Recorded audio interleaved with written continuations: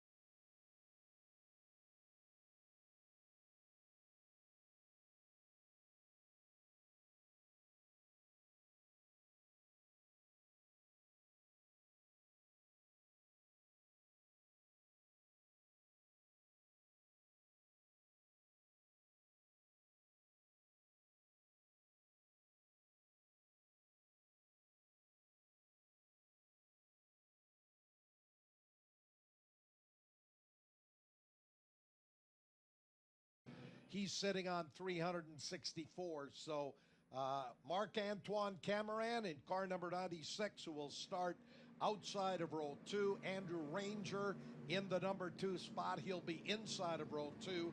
And then third in the championship, Kevin Lacroix, after that brilliant run in qualifying here. The brand new qualifying record at 1:21.809. And it's so exciting to see these teams find more speed. You know, every time we set a record, it's amazing to see how they can show up here in September. What's different here than there was in May? Not sure, but Etienne Cliche, the car chief on that 74, he found another 1/10 of a second. Cars making their way past here, the first of the pace laps. Next time by, we'll be looking to kick it off. 51 laps on the 2.459 mile track. From here, it'll be on to Delaware Speedway next weekend. That is the makeup race. And then they'll wrap it up back in Quebec at the Oval at Montmagny, Quebec. And we will see coming out of this weekend, realistically, mathematically, how many drivers do have a shot at the championship. Yeah, and that's really what's going to happen.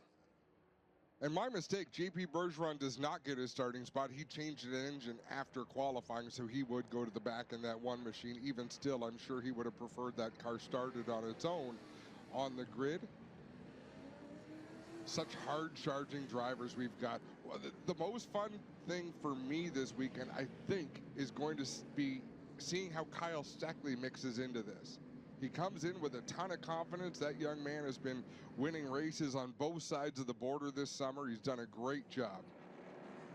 And again, he had a solid qualifying run. When you look at the gap there between the pole sitter Lacroix and where Steckley qualified, it's just a little over half a second as the field now makes its way into Moss Corner.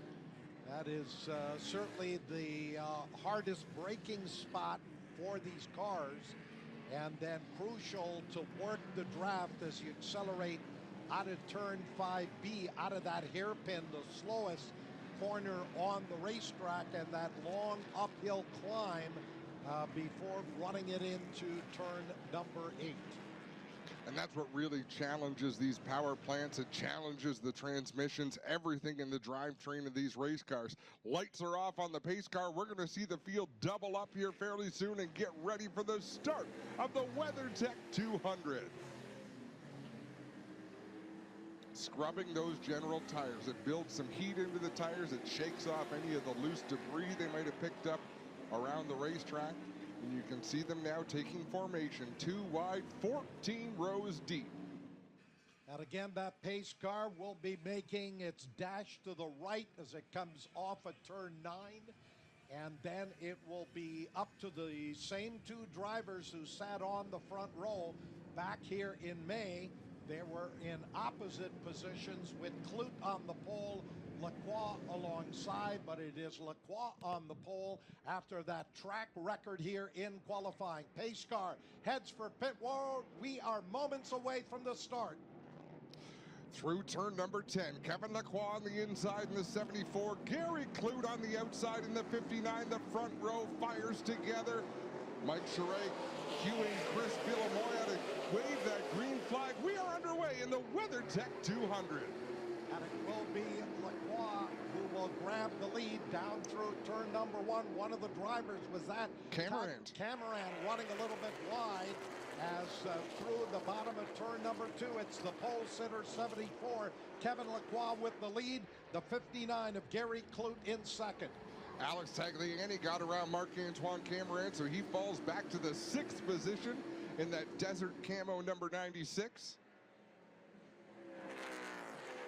So some shuffling of positions here on this opening lap. Tagliani up into that 5th place position.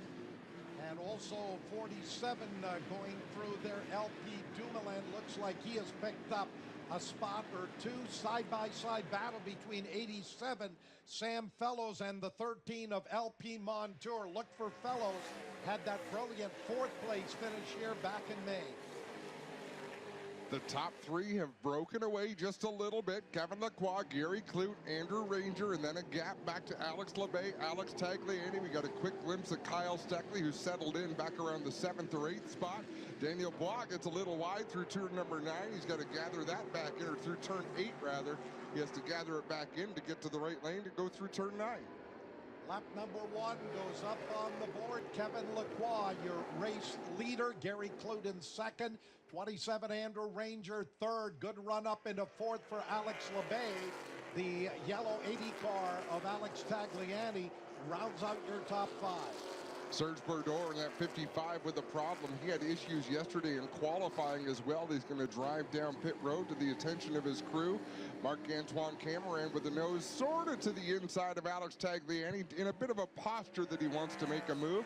But right now, he's going to be content to run in that 6th spot. 96, Marc-Antoine Cameron, then Ryan Clute, who has moved up nicely here into 7th. 8th is Kyle Steckley. 9th is the 31 of Daniel Bois. And 47 LP Dumoulin rounds out your top 10.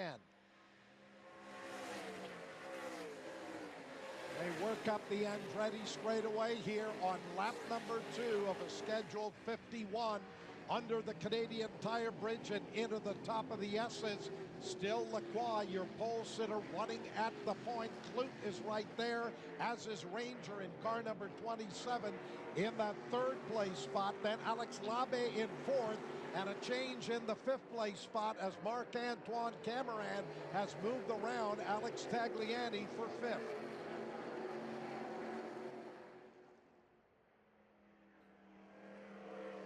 A little bit of traffic for the leaders as Serge Bourdon pulls out of the pits just ahead of our front runners. Everybody able to clear him. Andrew Ranger needed a little bit more racetrack than the others, but look, Alex Labay closing in to make this a 4-car breakaway at the front of the field. Gary Clute right up on the back end of Kevin Lacroix, keeping the pressure on that Napa Auto Parts number 74. And that wide run out of turn number 2 by Andrew Ranger is, we've got a problem here, and looks like turn number 3, a couple of cars involved hard into the tire wall. That is either a brake failure or a stuck throttle, I would say, as Dexter Stacy. That car is tore up. Very similar spot to where we saw Daryl Timmers yesterday wind up. My goodness. He hit that tire wall a ton. Jason Hathaway climbing out the right side of that 3 machine. So at least two cars involved here at turn number 3, and the Red flag in the flagger stand, so they're going to bring those cars onto pit road, I would think. No, they're stopping them on the racetrack, and Jason Hathaway directly over to work with Dexter Stacy, make sure he's all right. Safety crew on the scene as well, and an eerily similar place to where they were just yesterday. The field comes to rest on the front straightaway. Jason Hathaway has returned to his 3 car.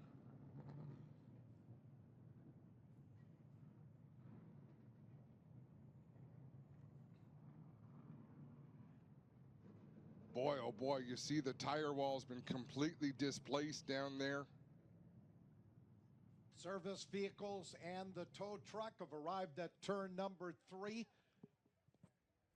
The 2 cars involved here, the 66 of Dexter Stacy, along with the 3 car of Jason Hathaway.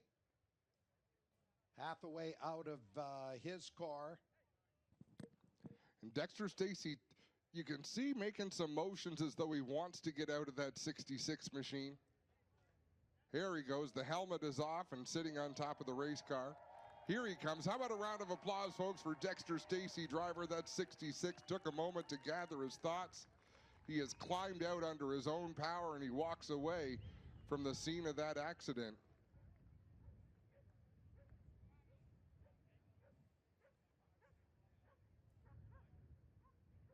Goes over and pats Jason Hathaway on the arm.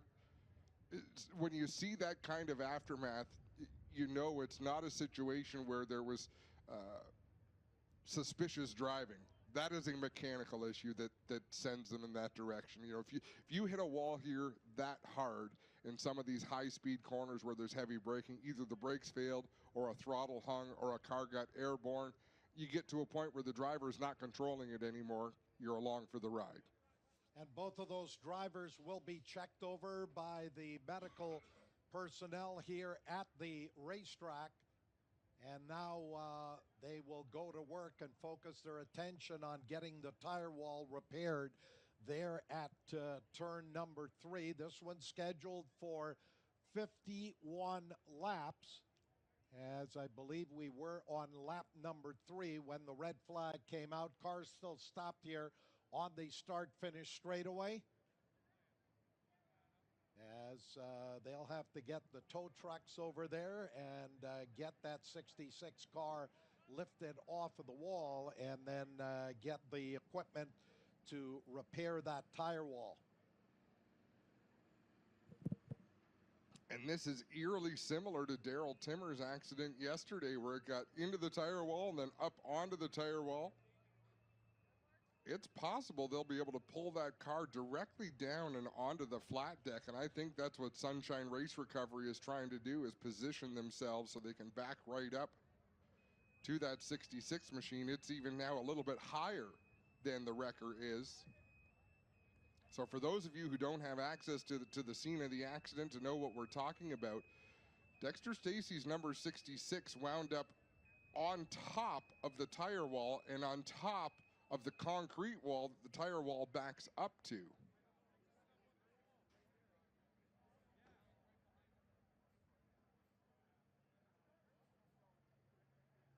So it looks like,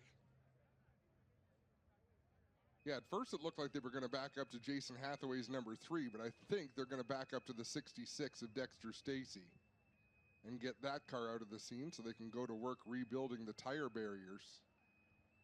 And again, that happened right there in the middle of turn number 3.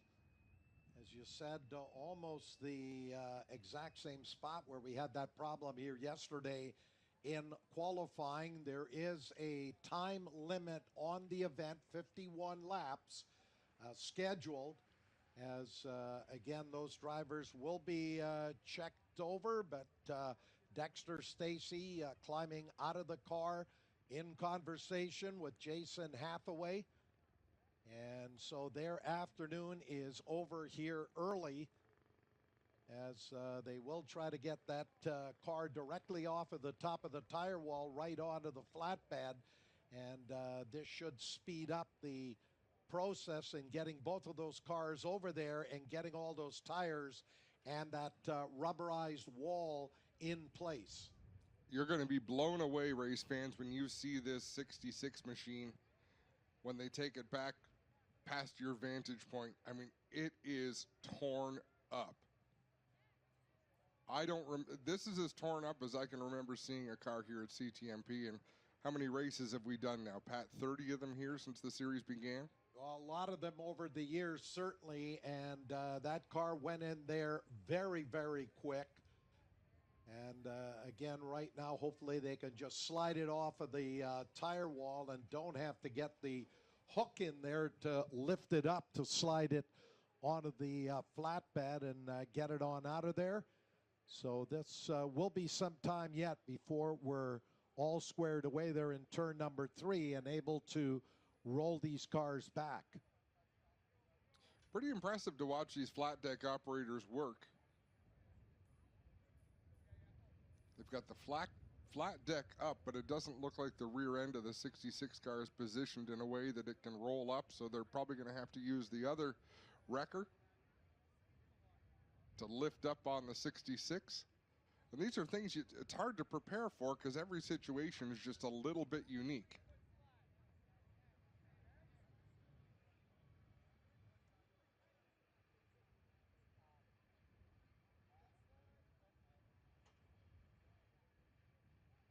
Fiberglass everywhere. So for those watching on the stream, we're going to take a quick break on Flow Racing and TSN Plus, and when we come back, there'll be more from the WeatherTech 200.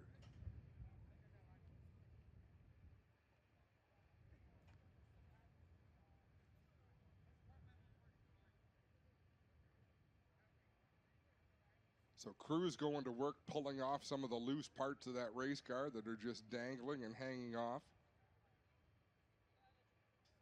Stacy had qualified on the outside of row number 9 in the same row as Jason Hathaway. So again, we did not see it as it happened, but evidently we would speculate there must have been some contact between those two cars. Have not had a good look at the Hathaway number 3 at Hackinson Racing entry to see if there's what kind of damages on that race car. But considering those two drivers both started alongside of each other back in row number 9 and very early in the race coming together here in turn number 3. So they're still working on lifting that car and getting it up onto the flatbed off of the top of the tire walls, and then you could see a lot of those stacks of tires dislodged there in turn number 3.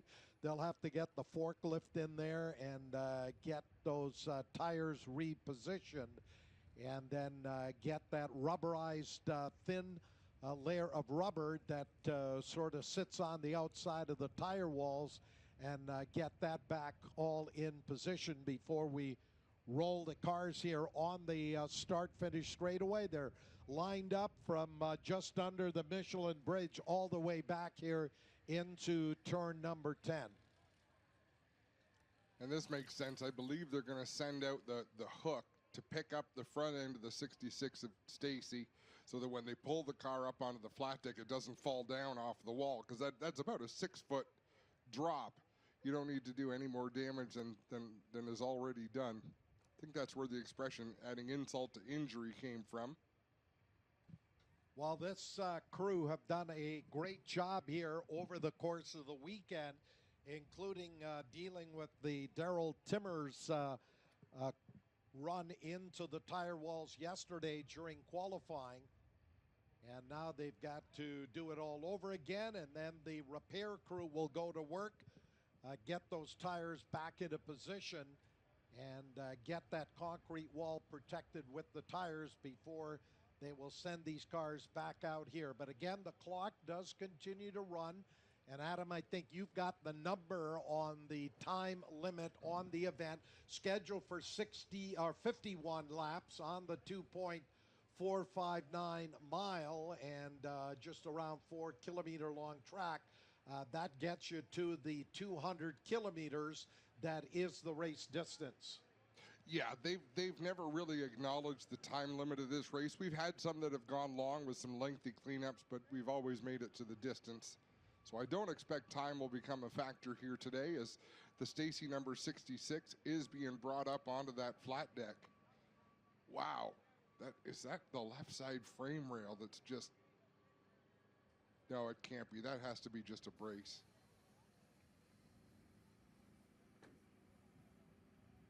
You see how bent that is, Pat? So we've got the advantage of watching this cleanup fairly close up, but certainly that is not a frame rail that we're seeing twisted up like a pretzel.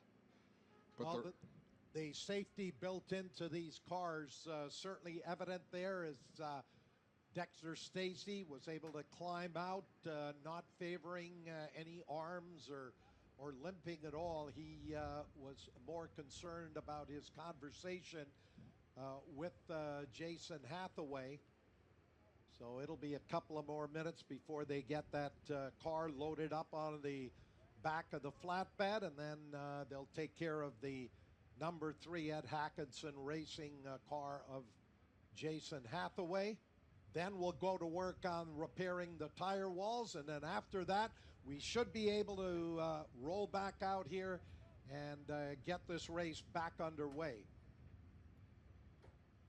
Yeah, it's quite a procedure that they're doing there, pulling with a cable the car onto the flat deck, while the cable that's hooked up to the wrecker is having to give it enough slack to allow it to be pulled up but not allow the car to drop down.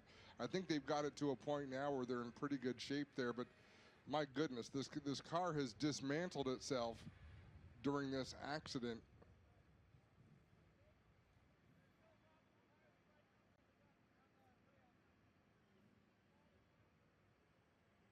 The rear end is knocked askew. The front end is knocked askew. The body is gone. The driver's side door is gone. The left front fender is gone. The nose of the car is gone. The hood still remained. Damage across the back. So Jason Hathaway was ahead of Dexter Stacy at the start-finish line. So we don't want to speculate too much, but we don't have any replay, so I'm going to speculate a little bit. Either a brake failure or a stuck throttle. So Dexter Stacy would have gone past Jason Hathaway. He would have tried to avoid him, so either turned and crashed into a wall one side or another, but he did catch Jason Hathaway on his way through to that tire barrier. So that race car just about loaded up onto the back of the flatbed. So the cleanup work here continues up in turn number 3. And again, you are carrying a lot of speed coming out of turn 2 as you head uphill on that short chute between turns 2 and 3. And you're got to be running in there at well over 100 miles per hour in these cars. And there you see damage to the front of the Jason Hathaway car. And that will be the next bit of business here for our crews in turn number 3. Yeah, both cars being loaded up at the same time right now. Jason Hathaway has one flat deck and Dexter Stacy on another flat deck. They're now securing the Stacy number 66. My goodness, the rear end is right out of that car. Shoved over to the left about 12 inches or so. On the 66, we have yet to see the extent of the damage on the 3 of Jason Hathaway. We can see the nose is quite affected of the 3 car. I would guess the right side of the 3 and the front end of the 3 are affected. Yeah, the back end of that car looks to be in reasonable shape. Most of the damage is to the front of that number 3 Ed Hackinson Racing entry. And again, it will be a little bit more time here while they remove those cars from the outside of turn number 3, get those tire walls back into position, and then able to send these cars back out. There you can see as that flatbed pulls away, Adam, the extent of the impact and the damage to the front end of that race car. wow. You know, I just got a text message from one of the spotters saying he's really glad to see him climb out of that race car on his own. Said that was a bad, bad hit. I've just sent a message myself to Dexter Stacey just to see how he's feeling and what he thinks happened there. But my goodness, that car is just mangled. And they will grab the hood there that had sort of fallen off to the right. And now one car loaded up. The number 3 of Jason Hathaway will be next, and then the crew will go to work. In fact, they've already started repositioning those tire walls in turn number 3. And they'll have to get them all back into position, look at tacking on probably a new section of rubberized wall up against the tires, and then we should be able to roll these cars back around the racetrack looking for the restart. So word from the pits from Wallace, Stacey, Dexter's dad, it was brake failure on that 66 machine. So similar to what we heard from Daryl Timmers yesterday. And folks, you'll understand that with some of the dramatic tones we've been talking when you see this 66 car pulled up past your vantage point. This is not the normal. We see cars get torn up, you see cars get in mishaps, and you'll have some body work peeled off, you'll have some damage, but that is significant.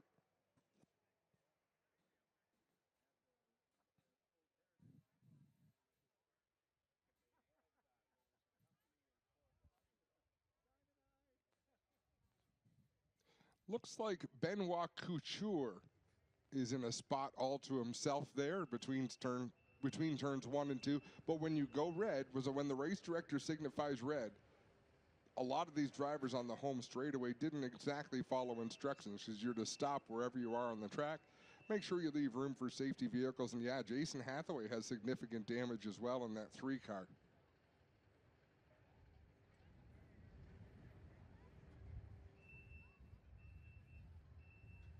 So both of those cars are going to be transported back here to the paddock. And I would think the teams will quickly load them up out of the trailers, and they'll be heading back to the shops for some major reconstruction on these race cars. The cleanup in turn number 3, the repositioning of those multi-layered tire walls continues, but the tire walls certainly doing their job, and these NASCAR Canada cars with the safety that's engineered and built into them also doing their job. Both drivers walking away from the incident, as we said, as required. They'll be checked over by the doctors and the medical personnel, and as was the case yesterday, Adam, we got an official report from NASCAR Canada when Daryl Timmers had his situation in turn number 3. And the main takeaway from this, Pat, is the tire walls did their job.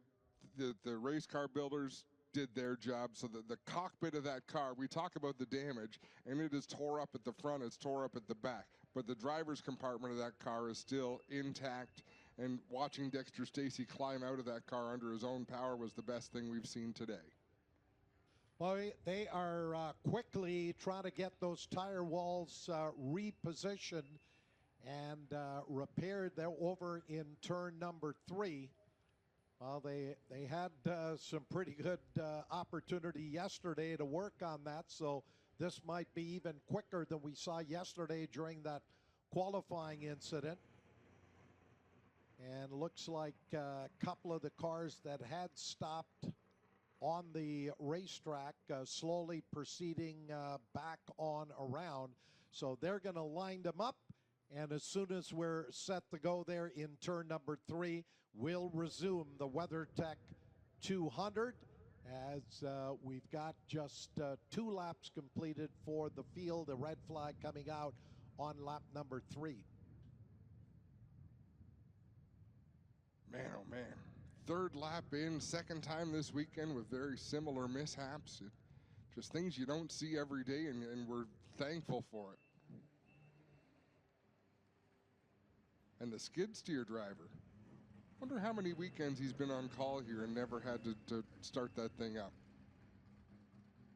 Well, he's had a workout here this weekend as he's being assisted by a lot of the other personnel that are there. I don't think this is going to take a whole lot longer. They may need to get a new section of that rubberized lining, if you will, that goes on the outside of the tire wall, get that all screwed together, and then we should be set to go here for the resumption of racing.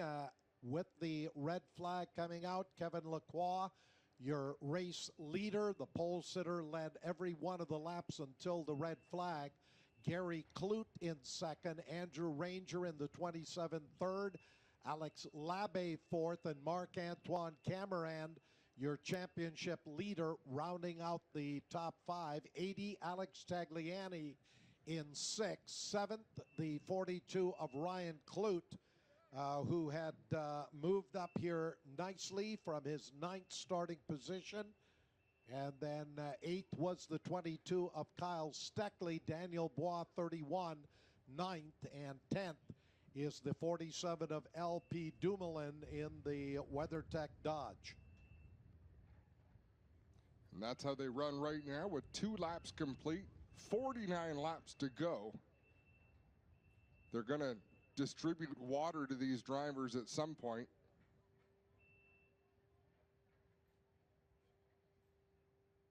Actually, I can see from where we're sitting, I can see Dominic Scrivo doing something. He's just putting his gloves back on or taking his gloves off.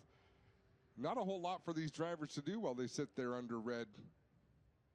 And Scrivo has been doing a lot of racing this year, a part-time schedule in the NASCAR Canada Series, but he's been running in the GT classes and the CASC regional races. Quite a bit of experience here at Canadian Tire Motorsport Park in one of the GT trucks that he's also been campaigning. A few more of those columns of tires to put back into position. And then I think we're getting close to the completion of the repairs to the tire wall in turn number 3. Folks, when you see your safety crew come back around, give them a big round of applause. Hold your drinks up to them. Maybe throw them one. They'd probably no, don't do that. Hold your drinks up to them. Give this crew a round of applause. They have been working hard out there this weekend. It is hot, and they have been put to the task.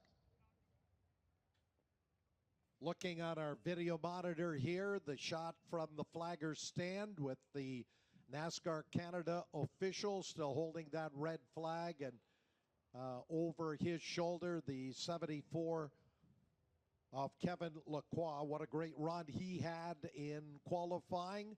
They've been coming here for 5 years, since 2019 when Gary Clute set that qualifying record, and finally broken here yesterday in qualifying by Lacroix, who had a disappointing race back here in May when transmission woes put him out of the running. He ended up parking the car in turn number 1. And Adam, we're getting close over there in turn number 3 as the last couple of sections of those tires are repositioned up against the wall. And then they'll put the wrap on it here with that rubberized thin lining to cover up the tires. Just one more section, I think, to go in there, and then the work with repositioning the tires should be complete. I'm actually not sure where those 4 tires are meant to go. Like a jigsaw puzzle over there. Right? Last piece of the jigsaw puzzle about to be put into position. There you go. Fits perfectly. Like a glove. And now that rubberized wall will go into position. So we are probably no more than a minute or 2 away from getting everything all squared away there at turn number 3. So I would think in less than 5 minutes, the cars will start to roll off here as we get this WeatherTech 200 back underway after a nasty incident and accident up there in turn number 3 involving the 3 car of Jason Hathaway and the 66 of Dexter Stacy.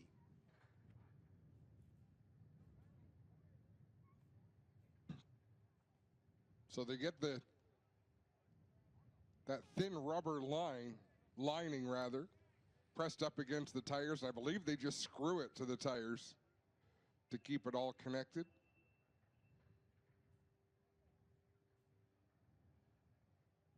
There's still pieces of race car being picked up from the racetrack, or from the grass area where things landed. I believe they just picked up the battery.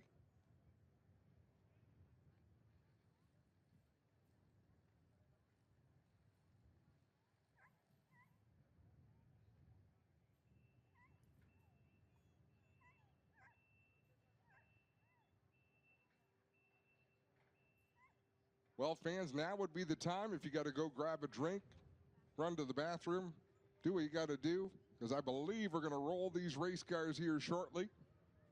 While finishing touches being put on the wall. Boy, has this ever turned into a beautiful Labor Day weekend weather-wise. After we dealt with that rain and fog to kick off the day yesterday, it did clear up and dry up beautifully. I'm sure the fans enjoyed the concert last night with the Retro 80s band, The Bomb, and then the fireworks at sundown. And just a gorgeous day here today. Again, a reminder for fans who are going to be staying overnight right there in turn number 3. That's where the Miller's Meats food truck is. They're going to be sticking around tonight, open late, and then open tomorrow morning. As many of our campers and folks who have been here since Thursday grabbing their favorite camping spots that they won't leave until tomorrow morning. Adam? All right, fans, we're counting on you here. Let's hear you give these safety workers a round of applause. They have loaded back into their truck. They're heading back to their positions. We want to hear you from up here in the announcer's booth. Give them some recognition for the work that they've done. I believe we're going to get a statement from NASCAR Canada. Following an incident in the WeatherTech 200, Jason Hathaway and Dexter Stacy were brought to the Track Medical Center for evaluation. We're pleased to report they have been released and are in good spirits. We appreciate the quick response from CTMP's medical team. Great news. Indeed, Adam, the best in the business here, and totally professionally reacting to the incident there in turn number 3 as the cars, all of the engines have been fired here on the start-finish straightaway. They'll be rolling off momentarily. And right now we show 2 laps completed for the field as Kevin Lacroix will lead them off here momentarily. We're getting a report that Steve Cote is going to need a push. And I would imagine the one of J.P. Bergeron will probably also need a push. If he needed a push on the initial start, they'll probably need a push again. Bergeron right here outside of our announce booth, overlooking turn number 10. And again, as we said, coming into this race, a tight battle for the championship involving the 96 of Marc-Antoine Camirand, who came into the weekend 23 points clear of the 27 of Andrew Ranger. Ranger currently sitting 3rd in the rundown. Marc-Antoine Camirand in 5th, but still a long way to go here this afternoon in the WeatherTech 200. And our race leader, Kevin Lacroix, some 35 points or so back, 33 points actually, back of the championship leader, Marc-Antoine Camirand. So realistically, those 3 drivers to decide the 2024 NASCAR Canada Championship. LP Dumoulin 47, DJ Kennington 17 in 4th and 5th respectively, a little bit further back, and they're both real long shots to take the title. Adam? So Serge Bordeaux being sent around the pace car. He will be zipping around this racetrack to catch the back of the field. We understood the 29 of Steve Cote is going to need a push, so Simon Charbonneau going to pull around the 29. Everybody in JP Bergeron's one car did fire this time. That Bergeron is away. The last few cars about to roll off here from turn number 10, including that car here of 75 Ben Couture, one of our rookie drivers. And here's that tow truck. We'll give the 29 car here a push. Steve Cote should be away here. There he is. So all of the cars are away from the start-finish straightaway as we get set to go back to racing in the WeatherTech 200. So pit road will be open this time. Don't expect to see anybody come down pit lane, but it will be open to them. As we mentioned before the race, anytime after about lap 11, you'll start to see drivers come in and top up with fuel. That's usually enough for them to believe they can make it the distance, even survive maybe an overtime finish. There's that 55 car, Serge Bordeaux. He's going to try to catch up to the tail of the field, and right now is making its way through Moss Corner on its way up the back straightaway and looking to go back to racing next time by. Yeah, I believe there'll be at least one more lap because they've got to open pit road, but then I believe next time by we'll get the one to go signal, get them back to racing.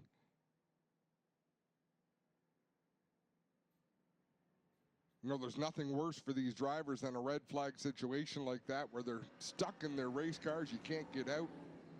All they can do is really think about how warm it is in there. So now that the cars are running, all their systems are up and active, they can get back into race mode and get ready to do battle for another 49 laps. Right now we're sitting at 22 degrees Celsius, low 70s Fahrenheit, as the drivers make their way off the end of the Andretti straightaway in through turn number 8. And again, it looks like our Labor Day Monday tomorrow will be a little bit cooler in the area, and then warming up next week as we get into the first full week of September. And the pace car does stay out on the racetrack through turn number 10. And they'll make their way back onto the start-finish straightaway.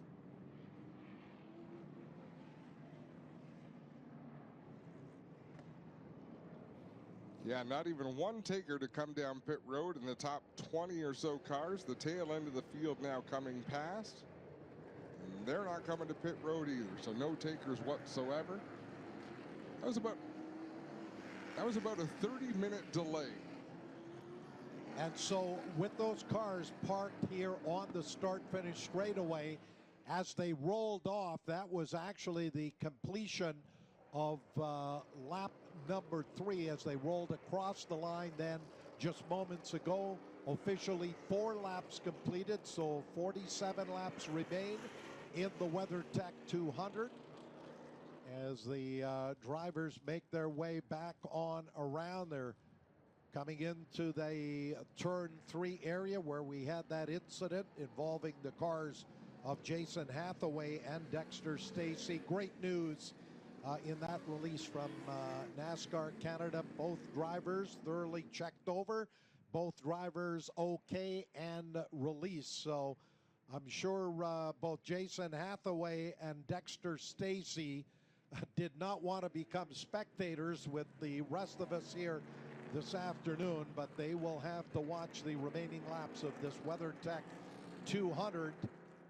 I would think somewhere either around the turn 1 area, or maybe they've made their way back up on a pit road here to cheer on some of the other drivers.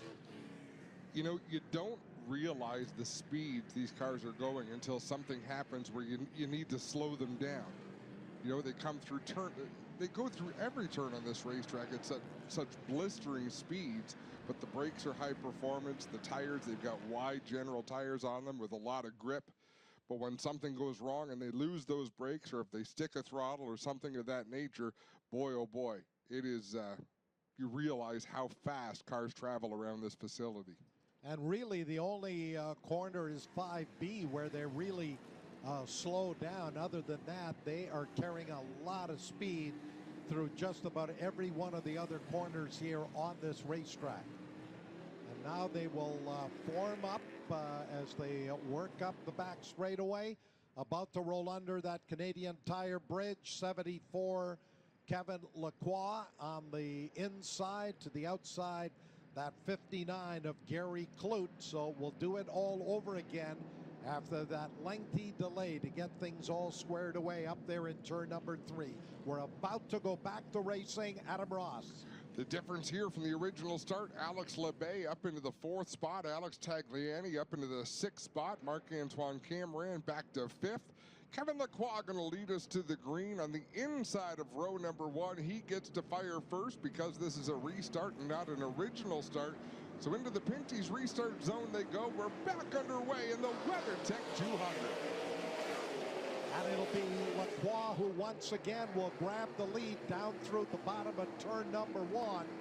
Now they begin that uphill climb to the top of turn number 2, and it's Lacroix in that number 74 car with the lead. Ranger 27 has moved around into the number 2 spot. Gary Clute from that front row slides back into 3rd, and on the inside, Marc-Antoine Cameron will pick up a position. He is up into 4th. Alex Labay back to the 5th spot. Alex Tagliani runs in 6th, but out in front, Kevin Lacroix leading Andrew Ranger. We'll see if Ranger tries to get aggressive here. You do get a bonus point for leading a lap, so both of these drivers are going to want to take advantage of that. Gary Clute right on the heels of Andrew Ranger as they work down the Mario Andretti straightaway. Andrew Ranger really hustling that car off of 5B, trying to get a good drive out of the hairpin to run down the race leader, Kevin Lacroix. Gary Clute right there in 3rd, then Marc-Antoine Cameron, and then the 36 of Alex Labay, your top 5 as they run it into the top of the S's here on lap number 6. Kevin Lacroix leading the train through turns 9, turn 10. Everybody single file through about the top 15 cars or so. A couple of drivers that are having their style of race. You can see them settling in already. DJ Kennington, Matthew Scannell, Sam Fellows down back around that 10th spot, maybe a little bit further back than that. Keeping the leaders in their sights, and that's what they're going to try to do all day long. DJ Kennington up into 11th. 12th is Matthew Scannell. Sam Fellows in the 87 running in 13th here at the moment. And then Steve Cote looks like he is the highest running rookie driver in 14th. And then LP Montour in car number 13 back in that 15th place position. The leaders working their way through the Moss hairpin, still 74. Kevin Lacroix, your race leader, with Andrew Ranger right there in 2nd. Gary Clute still 3rd. And then 96, Marc-Antoine Cameron 4th. 36 still running out. The top 5 is Alex Labay. And look at that train of cars. It's all the way back to about the 23rd spot down the Mario Andretti straightaway, so nobody able to really get away by any great distance. Kevin Lacroix has opened up about 6 car lengths over Andrew Ranger in the 27. Ranger has 3 car lengths over Gary Clute, running in the 3rd spot in that 59. The last car in that lead draft of cars is the 22 of Kyle Steckley. He is 7th at the moment, so that front running group consisting of 7 cars, although Lacroix has opened up a couple of car lengths here on the 27 of Andrew Ranger, as he will close it up under braking going into turn number 3. Alex Tagliani locks up that right front brake down into turn 3 just a little bit. Ryan Clute holding off LP Dillon, that WeatherTech 47. They run a little bit further behind Tagliani and Kyle Steckley. Tagliani in that 6th place position. That's a good battle there for that 6th place spot, with the 22 of Steckley right there with Tagliani. And then we've got just a little bit of a gap back to Ryan Clute 42 in 8th, LP Dumoulin 9th, and Daniel Bois 31 continues to round out your top 10 as the leaders are back down through turns 8 and 9, about to complete lap number 8 of the 51, and Andrew Ranger is definitely reeled in Kevin Lacroix as they complete the lap. Possibly a problem with Dave Thorndike in that 67 machine. The cameras were focused on him a little bit, and I'm not sure if he had gotten off the racetrack or spun out. But at the front, Andrew Ranger has definitely closed the gap on Kevin Lacroix in that 74 machine as they work through turn number 2 down towards 3. Those front running 5 cars now have broken away from Alex Tagliani as we've got the 38 car rolling onto pit road. Michael Gowdy is on pit road. That is an unscheduled pit stop by the way that the crew reacted. Back on track, Kevin Lacroix continues to lead the way, but Andrew Ranger is right there, and David Thorndike indeed off the pace. Something amiss in the David Thorndike 67.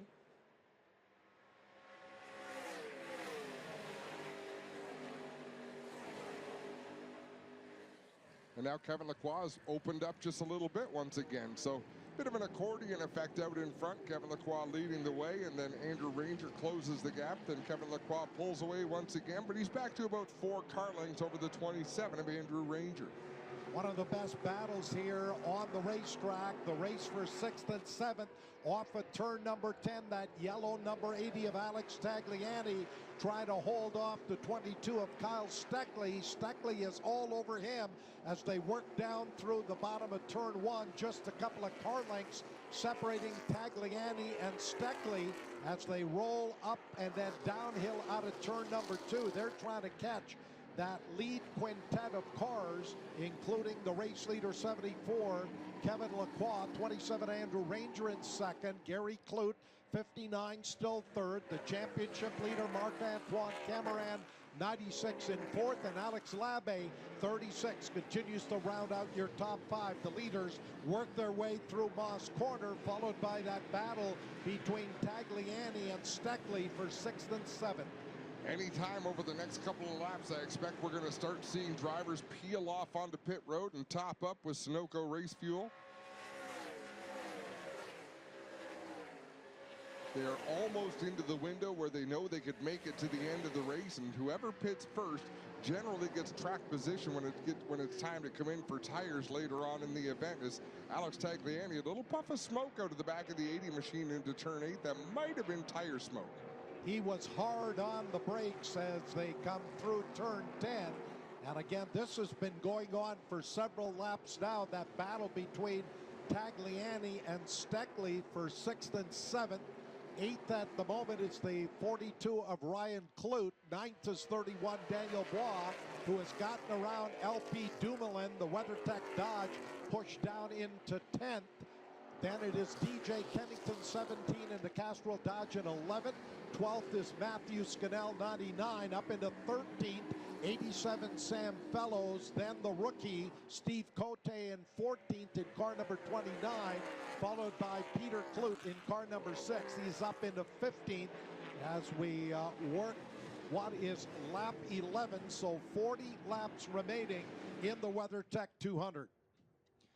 Looks like Michael Gowdy is heading that 38 car back down to the garage area. Tough day for the driver from Muskoka. His day ends early. At the front of the field, though, Kevin Lacroix continues to have his way as the field charges down the Mario Andretti straightaway. Alex Labbe has lost touch with that lead quartet, so Labbe is all by himself in the 5th position in his own little pocket out there. About 20 car lengths behind him, we've got Alex Tagliani in the 80 machine holding off the 22 of Kyle Steckley. And it looks like Tagliani and Steckley are reeling in that 36 car of Alex Labbe in the 5th place spot. The pace up front has been 1:24 and change for most of the front running drivers. One of them putting a couple of wheels out onto the grass, and a big puff of dirt goes up in the air as the front running 4 cars working lap number 12 of a scheduled 51 And it is Kevin Lacroix, followed by Andrew Ranger, Gary Clute in third, Marc-Antoine Cameron 96 fourth. And then dropping out of that lead pack was Alex Labbe. He's going to come under pressure from Tagliani in car number 80, who is running in sixth, and 22 Kyle Steckley, who is there in seventh. They're just working their way through Moss Corner, that yellow number 80 of Tagliani, but Steckley is just hounding him up the Andretti straightaway. How good of an education is Kyle Steckley getting right now? Well, I'm sure he's learning a few different lines on some of these corners, and they are really going at it, and that is bringing them closer and closer to the 36 of Alex Labbe, who continues to nail down that fifth place position in car number 36. And whether LeBay is pacing himself and just enjoying the fact that he's got nobody in front of him, nobody behind him, or whether he can't quite keep pace with the leaders, I would choose the latter. I believe he's probably pacing himself. Very cerebral driver, always thinking about what's best for him. First car coming to pit road, Steve Cote, that number 29. Now, we understand Sam Putnam, one of the series officials, is on pit road with the radar gun. 40 miles per hour is pit road speed limit. It will be enforced here this afternoon. So that is going to move every one of the other drivers up behind Cote, as moving up in the 15 now will be the 13 of LP Montour. JP Bergeron, car number 1 to 16. Then it is Simone Charbonneau, car number 88, 17. And then Larry Jackson in the 84 goes up into 18th at the moment. As we look at the lead cars up the Andretti straightaway, and they're going to start to encounter some of the back markers, and one of those drivers about to go a lap down here momentarily into turn number 8. Looks like that is the 55 car of Serge Bordeaux about to go a lap down. Wow, and Kevin Lacroix carefully stalking the 55 of Bordeaux. He heads to the outside off of turn number 10. Andrew Ranger had thoughts of going to the inside. He'll think twice. Marc-Antoine Cameron going to squeeze that 96 up the middle, trying to pass a couple of drivers in lap traffic. What a move by Cameron. Incredible move by Cameron. He used that Bordeaux car almost as a pick in basketball. He blew by both Clute and the 27 car of Ranger. Here's the 22 of Kyle Steckley on pit road. Sam Fellows on pit road as well, getting fuel. You can see other fuel people up and down pit road on that pit wall, ready to leap into action. So Kevin Lacroix now out in front. Marc-Antoine Cameron and Johnny on the spot there when they came to some slower traffic, moves up to that second spot. You don't often see cars use as picks on a road course. It's a great oval track move, but on a road course, that was a bold move by Marc-Antoine Cameron, and it paid off by picking him up 2 spots. Incredible move. He was able to get around both of those, and for a moment there, they were 3 wide on the start-finish straightaway. Marc-Antoine Cameron, that GM Paye Chevrolet right up here on the pole sitter, Kevin Lacroix. And again, they're going to be in a slower traffic here momentarily. That is Ben Couture about to go a lap down as they come through the S's here into turn number 10. And diving in on the inside was Lacroix. Ranger is right there, and he has come up to challenge Clute number 54 in 4th, and they're as close as they've been since the opening laps. You're absolutely right, Pat. Close quarters racing, and remember, bonus point is in effect. So now if you're Kevin Lacroix, you don't want to duck into the pits and give away a free bonus point to Marc-Antoine Cameron, as more of our lead lap cars coming down pit road to take on fuel. DJ Kennington, 17 among them, rolls onto pit road.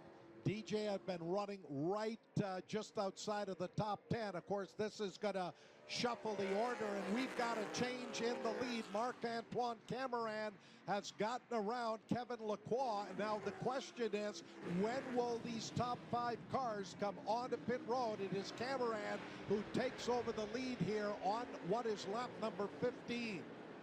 Wow, Marc-Antoine Cameron pulls out in front of that 74, immediately starts to pull away too. Almost like he was playing a little bit of cat and mouse with them in the opening laps of this race. 6 cars now up in that lead draft as that yellow number 80 of Alex Tagliani has caught the leading group. They work through turn 8 into 9. Those 6 cars, one person jumping out of line, that is Clute in car number 59. He comes on to pit road along with Labbe in car number 36. So this is going to shuffle the deck up front. It is 96, Marc-Antoine Cameron, your leader. 74, pole sitter Kevin Lacroix in second. And then the 27 of Andrew Ranger in third. We're getting reports that LP Dumoulin in the 47 suffering overheating. So we'll keep an eye on that 47. But we are hearing that he is overheating the engine in that WeatherTech car. He is on pit road. And the crew does not seem to be in much of a hurry to go to work. Had been posted in 14th position, but he is on pit road and will continue to drop down through the running order. The leaders work the Moss hairpin out of 5B. Marc-Antoine Cameron in car number 96, who started on the outside of road number 2. In the 4th position is your leader up the Andretti straightaway. Pole sitter 74, Kevin Lacroix in second. The 27 of Andrew Ranger third. And now moving up into 4th was Alex Tagliani after having that battle for the first part of the race with Kyle Steckley in car number 22. Will any of these drivers come to pit road through 9? And it is Lacroix who goes to the pits. 96, Marc-Antoine Cameron stays out, as does Ranger. Tagliani also goes down pit road.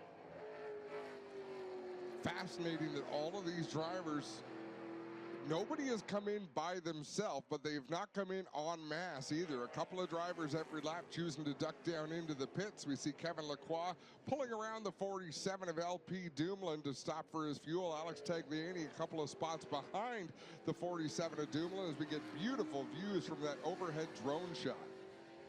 Working lap number 17 of 51, Marc-Antoine Cameron, your race leader. 27, Andrew Ranger in second. And then we'll give you the rest of the rundown as things have shuffled here with all of those pit stops, but neither Cameron or Ranger have come on to pit road. We'll see whether or not they make that dash down pit road at the end of this lap as they work up the Andretti straightaway. This, of course, is going to shuffle the order, but definitely these are two of the fastest cars through the first part of this race as we work lap number 17 and approach the 1/3 distance. Cameron staying out on the racetrack. So is Andrew Ranger in the 27, so the top two stay out. So he's got to be, both of those drivers, on a little different strategy here this afternoon. Marc-Antoine Cameron, your leader. Andrew Ranger in second. And just waiting for the new third-place car to roll back up across the line as the 6 car of Clute comes on a pit road. Peter Clute. Whoa, somebody's been off the track big time. Was that Kevin Lacroix in the 74, or was he just... I think it was Lacroix. He put a couple of wheels off into the grass and dirt as he goes through here, being shown in the 3rd place position, or probably 4th place for the 74 of Kevin Lacroix. Simone Charbonneau, who is not pitted, is in 3rd, then Lacroix 74 in 4th, and JP Bergeron rounding out your top 5. But again, he is not pitted either. So they really scramble and shuffle the order, waiting for Marc-Antoine Cameron, your race leader, as he comes through turn number 8. We'll see whether or not he goes to the pits. This time he does not. He stays out on the racetrack, as does Andrew Ranger. These two GM Paye sponsored cars continue to run 1-2 down the start-finish straightaway as we complete lap number 18.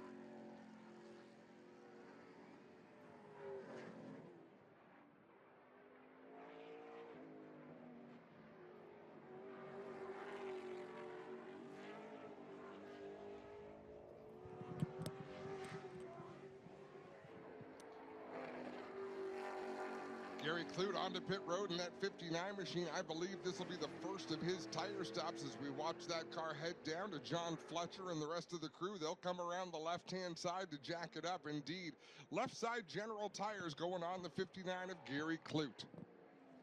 Watching Simon Charbonneau out on the racetrack. He has scored in the 3rd position right now. He has not made any pit stops as of yet.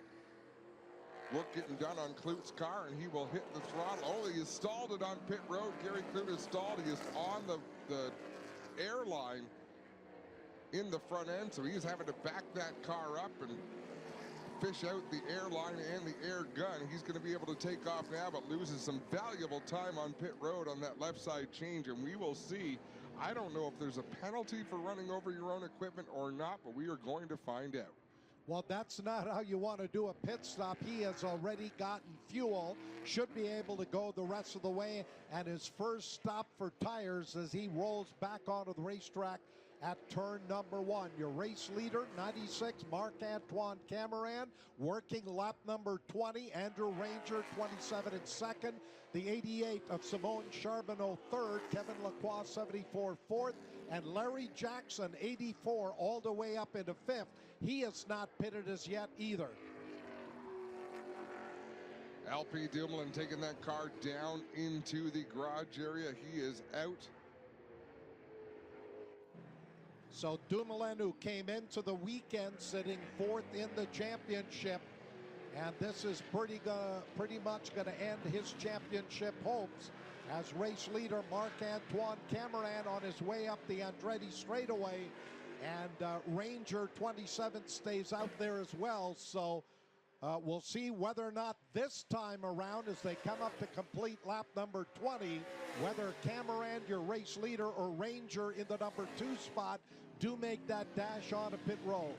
Simon Charbonneau in the 88, he had a lot of damage last week at Circuit ICAR after a couple of run-ins with Herbie Drescher. Drescher was penalized this week by NASCAR for his actions under yellow that caused even more damage to the 88.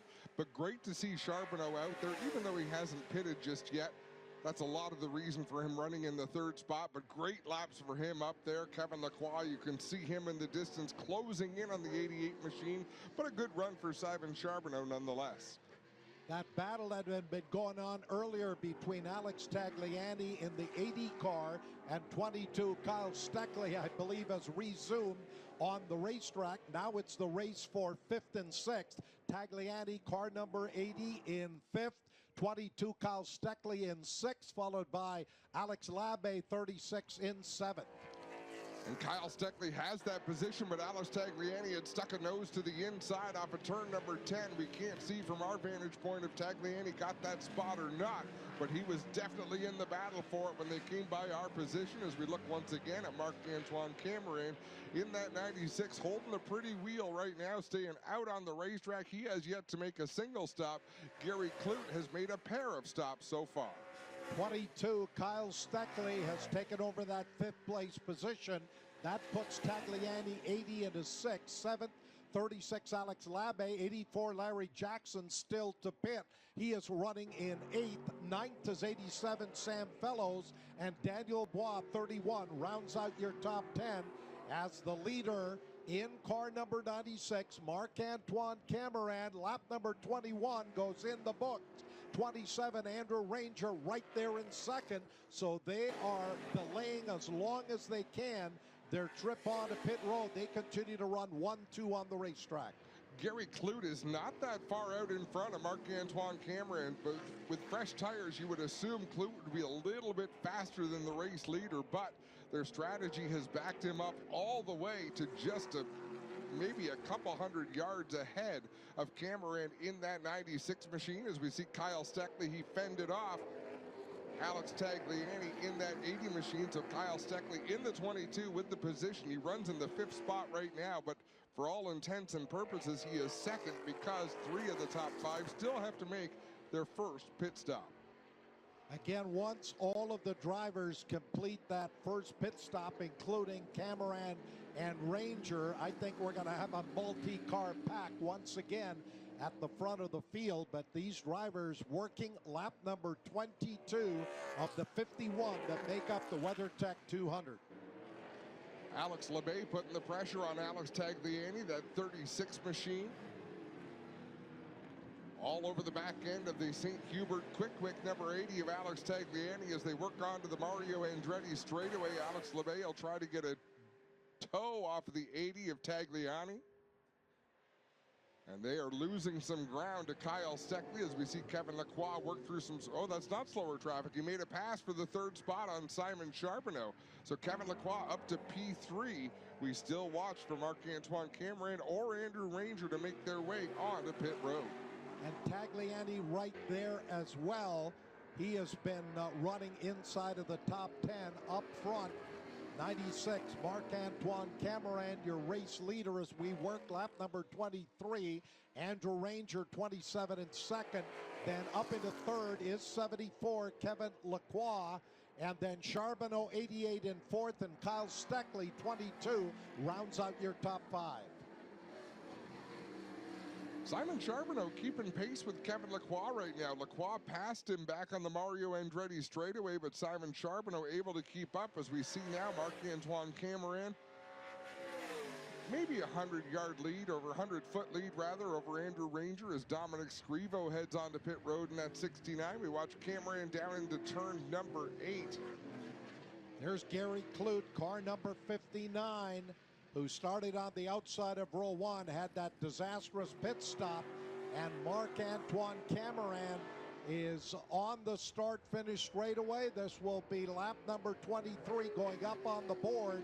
Andrew Ranger right there in second. So they are on a totally different strategy here this afternoon. They continue to run 1-2, and it does look as though Cameron is inching closer to Clute, who is right at the tail end of that lead lap. And the two teammates, Andrew Ranger in the 27 and Kevin Lacroix in the 74, running very different strategies. So that might be, you know, Etienne Cliche, the car chief for both of those race cars, that might be his plan. Run two different strategies, see which one works out in the end. Andrew Ranger looks to be on the same strategy or similar anyhow as Cameron in that 96 in the desert camo paint scheme. Andrew Ranger sporting the jungle camo in his GM Paillet number 27. Also looking at the battle here between the 84 of Larry Jackson in 8th and Sam Fellows, car number 87 in 9th. It is Daniel Bois, 31, rounding out the top 10 as we work lap number 24. So coming up to the halfway point in this WeatherTech 200, it is 96, Marc-Antoine Cameron, who has led most of the first 24 laps, and Andrew Ranger's on pit road. Ranger finally peels off the racetrack onto pit lane in that GM Paillet 27. He is visibly a little bit faster than some of the cars we've seen come into the pits. We understand there is an official with a radar gun on pit road, so not going to be able to get away with one here today. Ranger down to the attention of his pit crew as Kevin Lacroix now finally putting some distance on Simon Charbonneau in that 88 machine as we approach the Freshstone midway point of this race. And looking at a pretty good battle here on the start-finish straightaway involving the 80 of Alex Tagliani along with 22 Kyle Steckley and Alex Labbe. That is for 5th, 6th, and 7th as they work down into turn number 1. And once both Cameron and Ranger complete their stops, I think we're going to have a pack of cars right together at the front of the field as we're about to roll past, and in fact, rolling past the halfway point here in the next lap or two. Marc-Antoine Cameron charging down into turn number 8. Gary Clute comes by our position in turn 10, so he's been able to maintain track position. Now here comes Marc-Antoine Cameron down pit lane, so possibly that was a matter of preventing Andrew Ranger from getting that bonus point for leading a lap. Cameron outlasted the 27 as he heads down pit lane to the attention of Robin McCluskey and his crew to take on fuel. This would be the completion of lap number 25 as he rolls across the line. He is pitted down to the far east end of pit road, so that timing and scoring line does run across pit road. So he has put lap number 25 in the books. Here is the 27 of Andrew Ranger going down the start-finish straightaway. There is Lacroix, and then the 96 of Cameron. So all of those cars are going to be back out here on the racetrack, but will not be quite as close together as they were earlier. Also, Alex Labbe, 36, comes out of pit road. Labbe heading down into the pits. I believe this will be left side General Tires going up. No, it won't. They're going to go under the hood of the Alex Labbe number 36. Tough break for Labbe, who was having a solid run, running in the top 6 most of the day. But this is going to hurt any chances for him unless we get some well-timed yellows for that driver. Working lap number 26. As we wait for the timing and scoring monitor here to update, I believe Kevin Lacroix is your leader on the racetrack as he works up the Andretti straightaway. Marc-Antoine Cameron, 96 in second. Andrew Ranger, 27, will be third. Lacroix in through turn number 8. The pole sitter with that brand new qualifying record works his way off of turn number 9 and he will come on to pit road. So after taking the lead, this should be a stop, I would think, for tires, and this is going to put Marc-Antoine Cameron back in the lead here at the end of lap number 26. Yeah, that gives the lead back to Cameron indeed as Kevin Lacroix heads down into the pits. We expect what is a scheduled pit stop. We didn't see what they went to work on, but we would hope for his sake it's left side tires, put some fresh shoes on that 74 Napa Auto Parts machine. Kyle Steckley having a great run in that 22. He is only a handful of car lengths behind the 27 of Andrew Ranger, and he has said he is here to win this race. He thinks he can be a factor as Kevin Lacroix gets back up to speed, and he'll rejoin this race. And he should be still inside of the top 10. Your race leader through the Moss hairpin is that number 96 GM Paye entry. Then it is 27 Andrew Ranger, who should move up into that number 2 spot. They're showing Steckley in car number 22 in third, then 74 Lacroix fourth. Tagliani rounds out the top 5. 87 Sam Fellows in 6th. 7th is 31 Daniel Bois. 8th is the 84 of Larry Jackson. I don't believe he has pitted us yet. LP Montour in car number 13, 9th. And DJ Kennington in the Castrol Edge Dodge rounds out your top 10 as we're past the halfway point in the WeatherTech 200. The Fresh Stone Brands midway point. As Matthew Scannell to the outside of DJ Kennington down the Mario Andretti straightaway and down towards turn number 8. What a gaggle of race cars we have battling for position here. Is Scannell going to clear the Castrol Edge 17, pick up a spot? Great to see the 1 of JP Bergeron battling for position as DJ Kennington peels off the racetrack down into the pits. So does the 74 of Kevin Lacroix. This should be Lacroix's final visit to pit road. He'll take on right side tires. Again, Lacroix stopped for fuel, stopped for left side tires, and now right side tires on the pole sitters number 74 car as the battle continues here for second and third, and it looks like Kyle Steckley has moved around Andrew Ranger. So Steckley into second, Ranger third, DJ Kennington getting left side tires, right side tires for the pole sitter Kevin Lacroix. DJ Kennington also making a chassis adjustment. They took a spring rubber out of that 17 machine, and Steckley, now that he's passed Andrew Ranger, instantly pulling away from that 27 machine, so he'll have his sight set on the 96 of Marc-Antoine Cameron. Andrew Ranger through turn number 9. Ranger comes out of pit road. So Andrew Ranger, who has been up there in the top 5 pretty much throughout the run here this afternoon, has come onto pit road looking to go back-to-back after winning at ICAR last weekend. We have a look at Marc-Antoine Cameron staying out on the racetrack while everybody else pits, running his own strategy out there. He has pitted for fuel. He has not pitted for tires whatsoever just yet. We remain under a green, a long green flag run as we've got 28 laps complete. Cameron leads, Steckley is second. Andrew Ranger scored his third because he crossed the line on pit road last time, so we'll have to wait for scoring to sort itself out to see who our new top 5 will be. Race leader Marc-Antoine Cameron out of turn 5B through 5C, and now that long climb under the WeatherTech sign there on the back straightaway. We'll check the interval. Right now they're showing Kyle Steckley up into the number 2 spot, Ranger 3rd.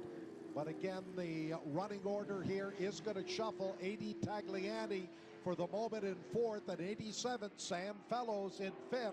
Fellows coming off a great 4th place finish here back in May at Canadian Tire Motorsport Park. Here is your race leader, that number 96 GM Paye Chevrolet, back to the line, and that will be 29 laps completed for the race leader.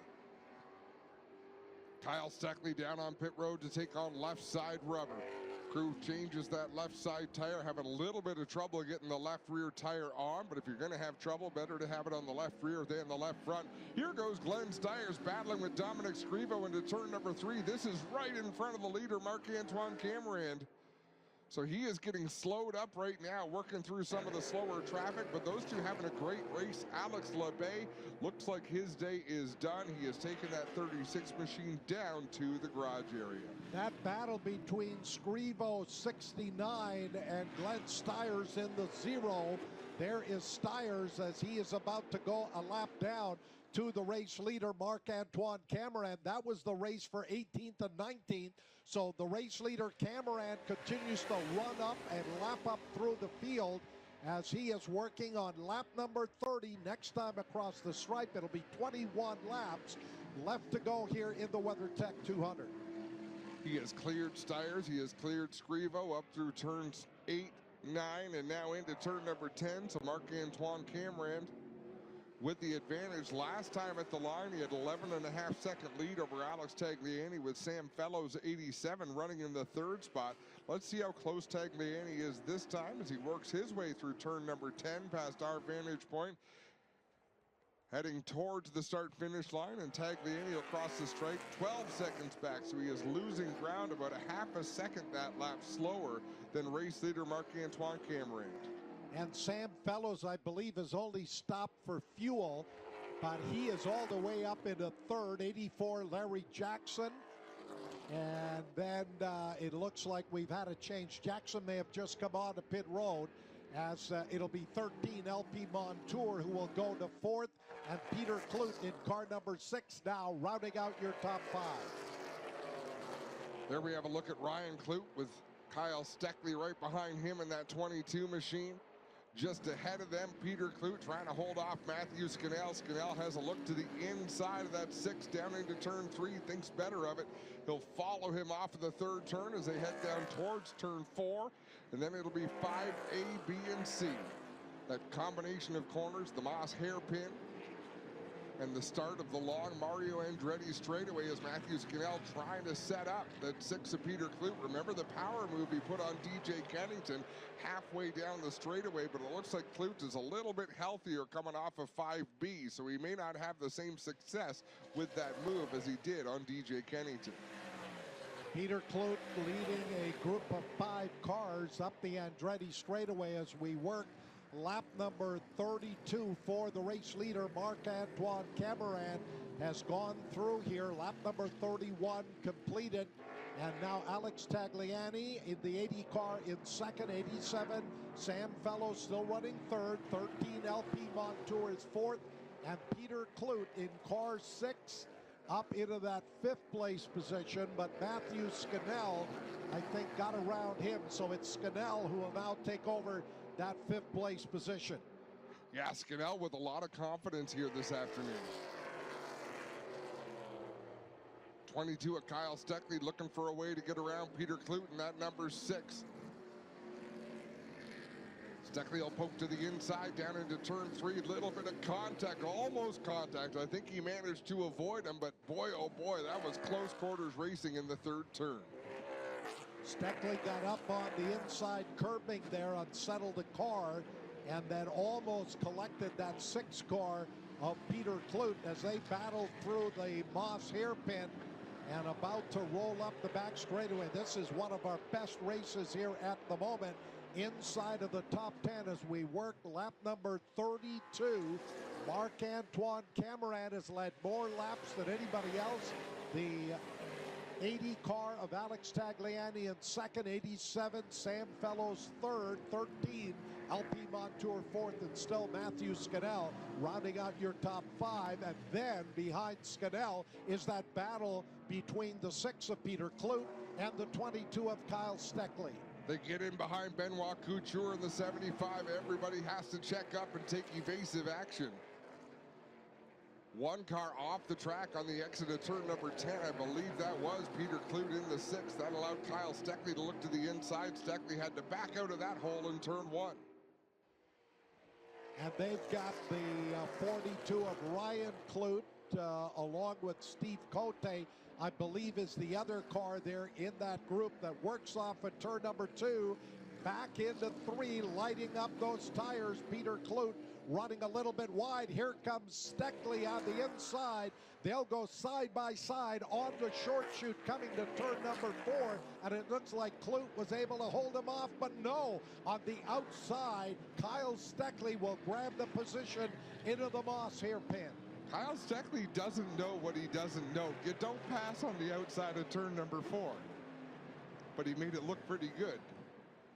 And so Steckley will take over that 6th place position. It is still Marc-Antoine Cameron working lap number 33. Alex Tagliani in the 80 car runs 2nd. Then it is Sam Fellows, 87 3rd, 13 LP Montour 4th, and the 99 of Matthew Scannell rounding out your top 5. Watching this battle come up through here, Matthew Scannell, Kyle Steckley, Peter Kloot, Ryan Kloot, Steve Cote. Andrew Ranger pitted after Kyle Steckley passed him. He must have. Yeah, Ranger being shown all the way down in 16th at the moment, working on lap number 33. But Marc-Antoine Cameron, who stayed out there longer than just about every other driver, and then did come on to pit road, he continues to run out in front, has gone through here, 33 laps completed, waiting for Alex Tagliani to complete his 33rd lap. As the laps wind down here at the 2/3 distance, and again, he is running just ahead of that 87 of Sam Fellows. This is a battle on the racetrack under that Canadian Tire bridge and into turn number 8. Tagliani in that yellow number 80 just ahead of Sam Fellows in car number 87 after that brilliant 4th place finish back here in May. Yeah, Sam Fellows had a great run in the spring race here and having a good drive here as well. Chasing Alex Tagliani around the racetrack. Down into turn number 1, about 5 car lengths between Tagliani's number 80 and the 87 of Sam Fellows. As once they've made that pass, Matthew Scannell and Kyle Steckley have pulled away just a little bit from Peter Kloot. In that number 6, Ryan Kloot in the 42, the 29 is Steve Cote. Oh, we got a pass for position. Sam Fellows to the inside of Alex Tagliani in turn number 3. Great move there by Sam Fellows. He was able to get inside of Tagliani into turn number 3, and now he will pull away as they work down the chute and uphill into 5A. Sam, of course, with lots of laps here at Canadian Tire Motorsport Park in a variety of different race cars. As he comes out of the hairpin, your race leader, Marc-Antoine Cameron, in car number 96, works out of turn 9. Cameron, big slide into turn 10, and he will go side by side with the 31 car that goes through here, running just outside of the top 10 as they work back on around. Cameron will complete lap number 35. Daniel Bois trying to get his way back on the lead lap in that MBS Motorsports number 31. 35 laps complete of the 51 lap scheduled distance. And Bois is putting all the pressure on the 96 of Cameron that Cameron can handle right now. Bois currently being shown in 17th position. So the leader has lapped up to the 16th place spot as we'll see those final pit stops coming up. But Marc-Antoine Cameron ahead of the 31 of Daniel Bois. So right now just 16 cars running on the lead lap here at the moment. The last of those is the 27 of Andrew Ranger. Bois again right up on the back end of the Marc-Antoine Cameron, number 96 on the back straightaway. Cameron makes some really good horsepower under the hood of that 96 machine. Down into turn number 8 they go. There is some slower traffic up ahead. Can Bois make a similar move? He did last time into turn number 10. We watched him come through turn 9. There's going to be slower traffic. Bois thinks better. Stays in line with the race leader as they go around Serge Bordeaux through turn 10. Got inside cleanly on the 55 of Bordeaux, who I believe has gone 2 laps down now. Marc-Antoine Cameron, your race leader, ahead of 87 Sam Fellows, 80 Alex Tagliani in third, 99 Matthew Scudell fourth, and 22 Kyle Steckley rounds out your top 5. Steve Cote side by side with Ryan Clute all the way down the Mario Andretti straightaway up through 8. Cote going to take that position. Clute hot on his heels. Right behind them is Gary Clute, Ryan's brother, in the 59. And the question now, will Marc-Antoine Cameron come on to pit road, or will he try to win here for the very first time? Not sure, did he take on tires, Adam? No. Just fuel on that one stop. So can he go all the way on one set of General Tires as we work lap number 37? 14 laps to go at the end of this next one. And right now, Marc-Antoine Cameron with a sizable lead on Sam Fellows, 87 in second. Alex Taglian, 83rd. The 99 of Matthew Scudell, fourth. Fifth is 22, Kyle Steckley. Sixth is the 6 car of Peter Clute. Then the rookie, 29, Steve Cote in seventh. Eighth is 42, Ryan Clute. Ninth is 59, Gary Clute. And then Simone Charbonneau, 88, rounds out your top 10. 31 of Daniel Bois made the pass on Marc-Antoine Cameron to put Daniel Bois back on the lead lap in the 17th position. That moves Glenn Stiers into the free pass position in that 0 machine. So again, good move there for Bois. 17 cars still running here on the lead lap as we work lap number 38. And Sam Fellows about 20 seconds back with the race leader Marc-Antoine Cameron. Tagliani a couple of seconds further back in the 3rd place spot than Matthew Scudell, 99, 4th, and Kyle Steckley still nailing down that 5th place position off the end of the Andretti straightaway. We look at a battle just outside of the top 10, 14th. DJ Kennington having a go at it with JP Bergeron, and it looks like Kennington has gotten around Bergeron for the position in 27. Andrew Ranger is right there in 15th. Right behind them, about 20 car lengths, runs LP Montour in the 13 car. So a 4-car battle of sorts as they work off of turn number 1 down towards turn 2. DJ Kennington, the Castrol Edge, number 17, hangs on to that position. That's a great little race they're having, albeit for 13th, 14th, and 15th spot on the racetrack. Andrew Ranger looks to the inside, and JP Bergeron has to think twice and follow him into turn number 3. Working lap number 39 for the race leader, Marc-Antoine Cameron, who started 4th on the grid in the GM Paye Chevrolet. Again, coming into this weekend as the championship leader. If he can win this one, Adam, he's going to stretch that lead out. And with a couple of oval tracks with certainly not 28 starters, he's going to be in pretty good shape to win this championship. Definitely having the kind of day that he needed to have, just trouble-free, out there running his laps, possibly leading the most laps. He's in a good position right now to do exactly that.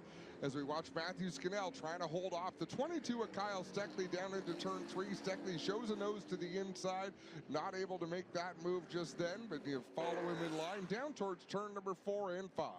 Kyle Steckley just hustling that car here under the Chevrolet Grand Prix bridge, down the chute, up into Moss Corner. He's going to close right up on him, almost into the back of the car, under hard braking into 5A, and now they climb up the back straight. This is the battle for 4th and 5th on the racetrack.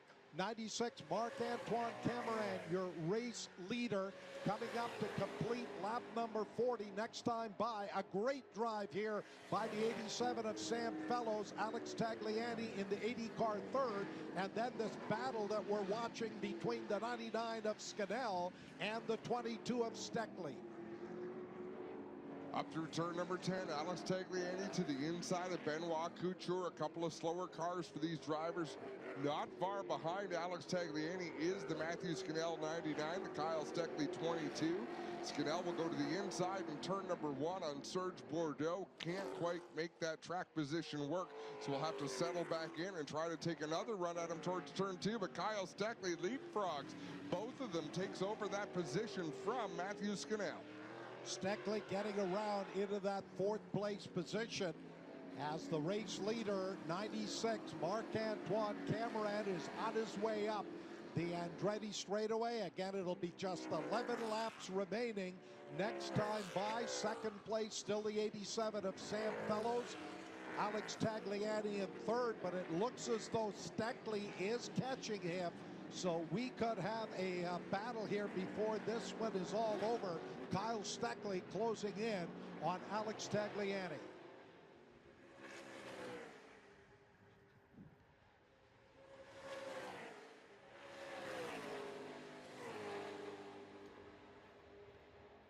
Ten laps to go at the stripe this time for the 96 of Marc-Antoine Cameron. We look at Kyle Steckley trying to close the gap down into turn number 8. On the 80 of Alex Tagliani, they work up through turn 10. Kyle Steckley running a great pace right now. We're going to have a look as he crosses the line. He is close right up on Tagliani as they work down into the bottom of turn number 1. Marc-Antoine Cameron still holding that big 21-second gap on Sam Fellows, who is in 2nd, but we've got a monumental 3-car battle going on here for 3rd, 4th, and 5th. 80, Alex Tagliani. Here comes Steckley. He's going to dive in on the inside into turn number 3, and Kyle Steckley has gone to 3rd. Tagliani pushed to 4th, and then Matthew Scannell rounding out your top 5 in car number 99. Kyle Steckley was nearly 2 seconds faster that lap than Alex Tagliani. He is turning blistering speed out there. 126.3 compared to a 128.1 for Tagliani.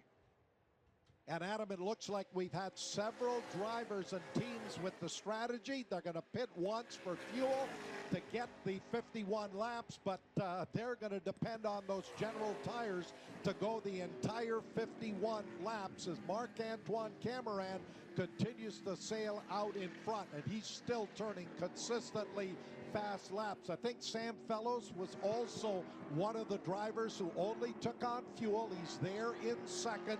Again, qualified back in 15th, but with just the 1 stop, he's been able to come through the field, and right now sitting in the number 2 spot. There's numerous ways to get that done. Boy, oh boy, Kyle Steckley a second faster than the race leader, Marc-Antoine Cameron. Right now, he would love to see a yellow flag come out. We are into the final 10 laps of this one. 41 laps are complete. 51 laps is the distance. And here is Matthew Scannell all over Alex Tagliani into turn number 3. Scannell dives in on the inside and will pick up that 4th place position. Tagliani, who had been running there for quite a while in 3rd, now has lost a couple of positions in the last 3 laps as we work lap number 42. Marc-Antoine Cameron in car number 96 is your leader. 87 turning in what would be his best ever NASCAR Canada finish. Sam Fellows on his home track running in 2nd. Kyle Steckley 22 3rd. Then the 80 of, Scannell, 99 in 4th, and then the 80 of Alex Tagliani rounding out your top 5. Marc-Antoine Cameron down across the stripe, a 128.122 second lap to complete lap number 42. 42 laps on those general tires, plus whatever he ran yesterday in qualifying, but Marc-Antoine Cameron all by himself out in front of this one, just running his line, hitting his marks, doing what he needs to do as he works down between turns 2 and 3. And that car appears to be handling just beautifully as he comes off of turn number 3. Here is the second place car of 87. Sam Fellows, Kyle Steckley will check the gap between Fellows and Steckley, and it is starting to close up here. Sam Fellows being reeled in by Steckley as they come off at turn number 3. So, Adam, we could have a battle here shortly. Steckley is closing in a hurry.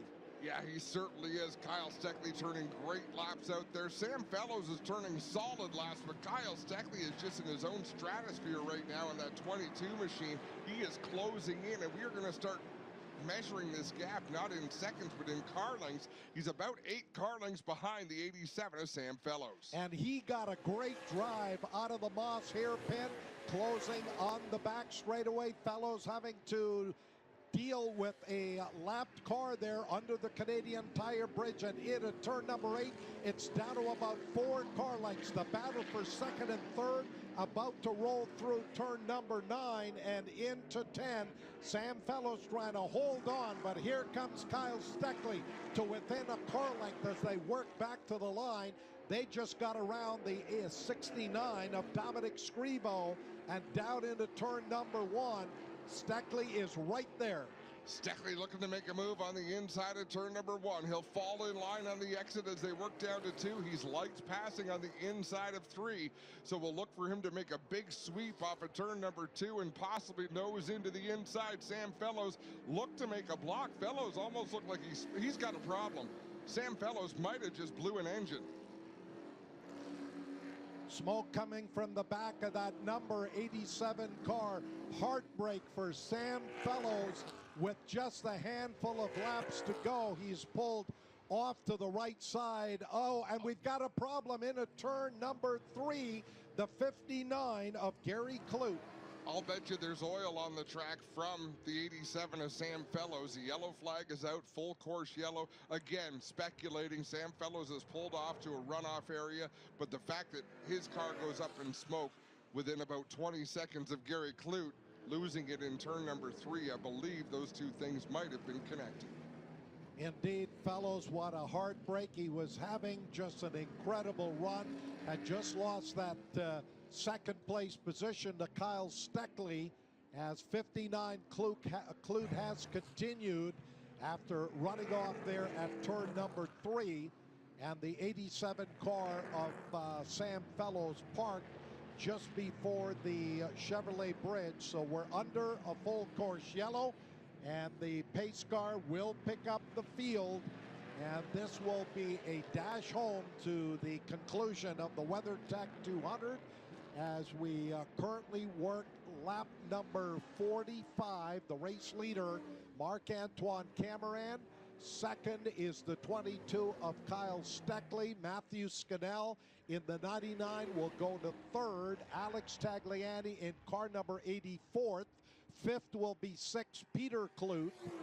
And then I believe it will wait to get the rest of the rundown. There's still both Sam Fellows and Gary Clute being shown 6th and 7th, but that'll get updated once the cars complete what will be lap number 45. We'll have just 6 to go here in the WeatherTech 200. So evidently a little bit of oil perhaps on the racetrack, not for sure, over there in turn number 3. And what a disappointment this has to be for Sam Fellows after that brilliant run in the spring race here in May, where he finished in 4th, was on a strategy where he had worked his way up into what was that second place position, eventually passed by Kyle Steckley, but he was running in 3rd when we saw the puffs of smoke come from the rear of that number 87 Chevrolet. And now the safety vehicles have made their way over there. And Sam Fellows, I would think, will be climbing out of that car. One of the safety officials there chatting with the driver.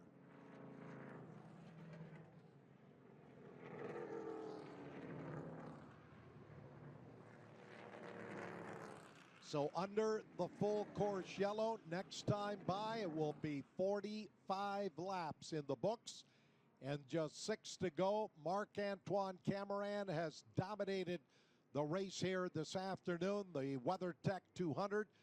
After starting on the outside of row 2, Andrew Ranger 27 was up there early along with the 74 of Kevin Lacroix. Those drivers have dropped back and off the pace. As we look at that rundown right now, it is Cameron, and we'll wait for everything to get updated. There's Cameron along with the 22 of Kyle Steckley in second. Sam Fellows has climbed out of that number 87 Chevrolet, giving a little bit of a wave to the crowd. How about it, ladies and gentlemen? What a great run. The fans that are over there, a great run by Sam Fellows here this afternoon. It looked like he was headed to a podium finish, but it all comes unglued with the big puff of smoke from that car. Adam? What a change this is, Pat. What a finish it sets us up for. It's going to be a 5-lap or less sprint to the finish. And boy, if you're Marc-Antoine Cameron, how much do you want fresh rubber on that race car? Do you give? They can't give up track position at this point, I wouldn't think. And Gary Clute, who slid off there in turn number 3 and then continued.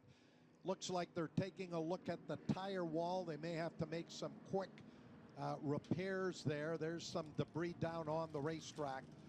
So the laps will continue to roll by here. 45 laps completed, less than 6 to go now. And we should be in for quite a finish here this afternoon. Can Kyle Steckley, who this must be his first race of the year, was not here in May certainly, did have a pretty good qualifying run, started 6th on the grid on the outside of row 3, but has had just an absolute solid run. And I think recently he was the fastest car there on the racetrack. They're going to push that 87 car of Sam Fellows away. That's just past the Chevrolet Grand Prix bridge at turn number 4, I believe that is. And Sam will get a ride back here into the pits. So they want to reposition the tire wall. This should not take long, and then we'll be set to go with a restart and the concluding laps of the WeatherTech 200. And what they're going to do is red flag the field just while they make these repairs. There's no point in burning off good laps. They want to give these fans the finish that they deserve. So with 45 laps complete, they're going to stop the field down in turn number 8 and allow this safety crew the opportunity, this hard-working safety crew, the opportunity to go to work down there, repair that poor tire wall. That tire wall did nothing to these teams, and they have been abused all weekend long. So again, the pace car picking up the race leader, Marc-Antoine Cameron, 96. And they will come to a stop, I believe, right here at the end of the Andretti straightaway.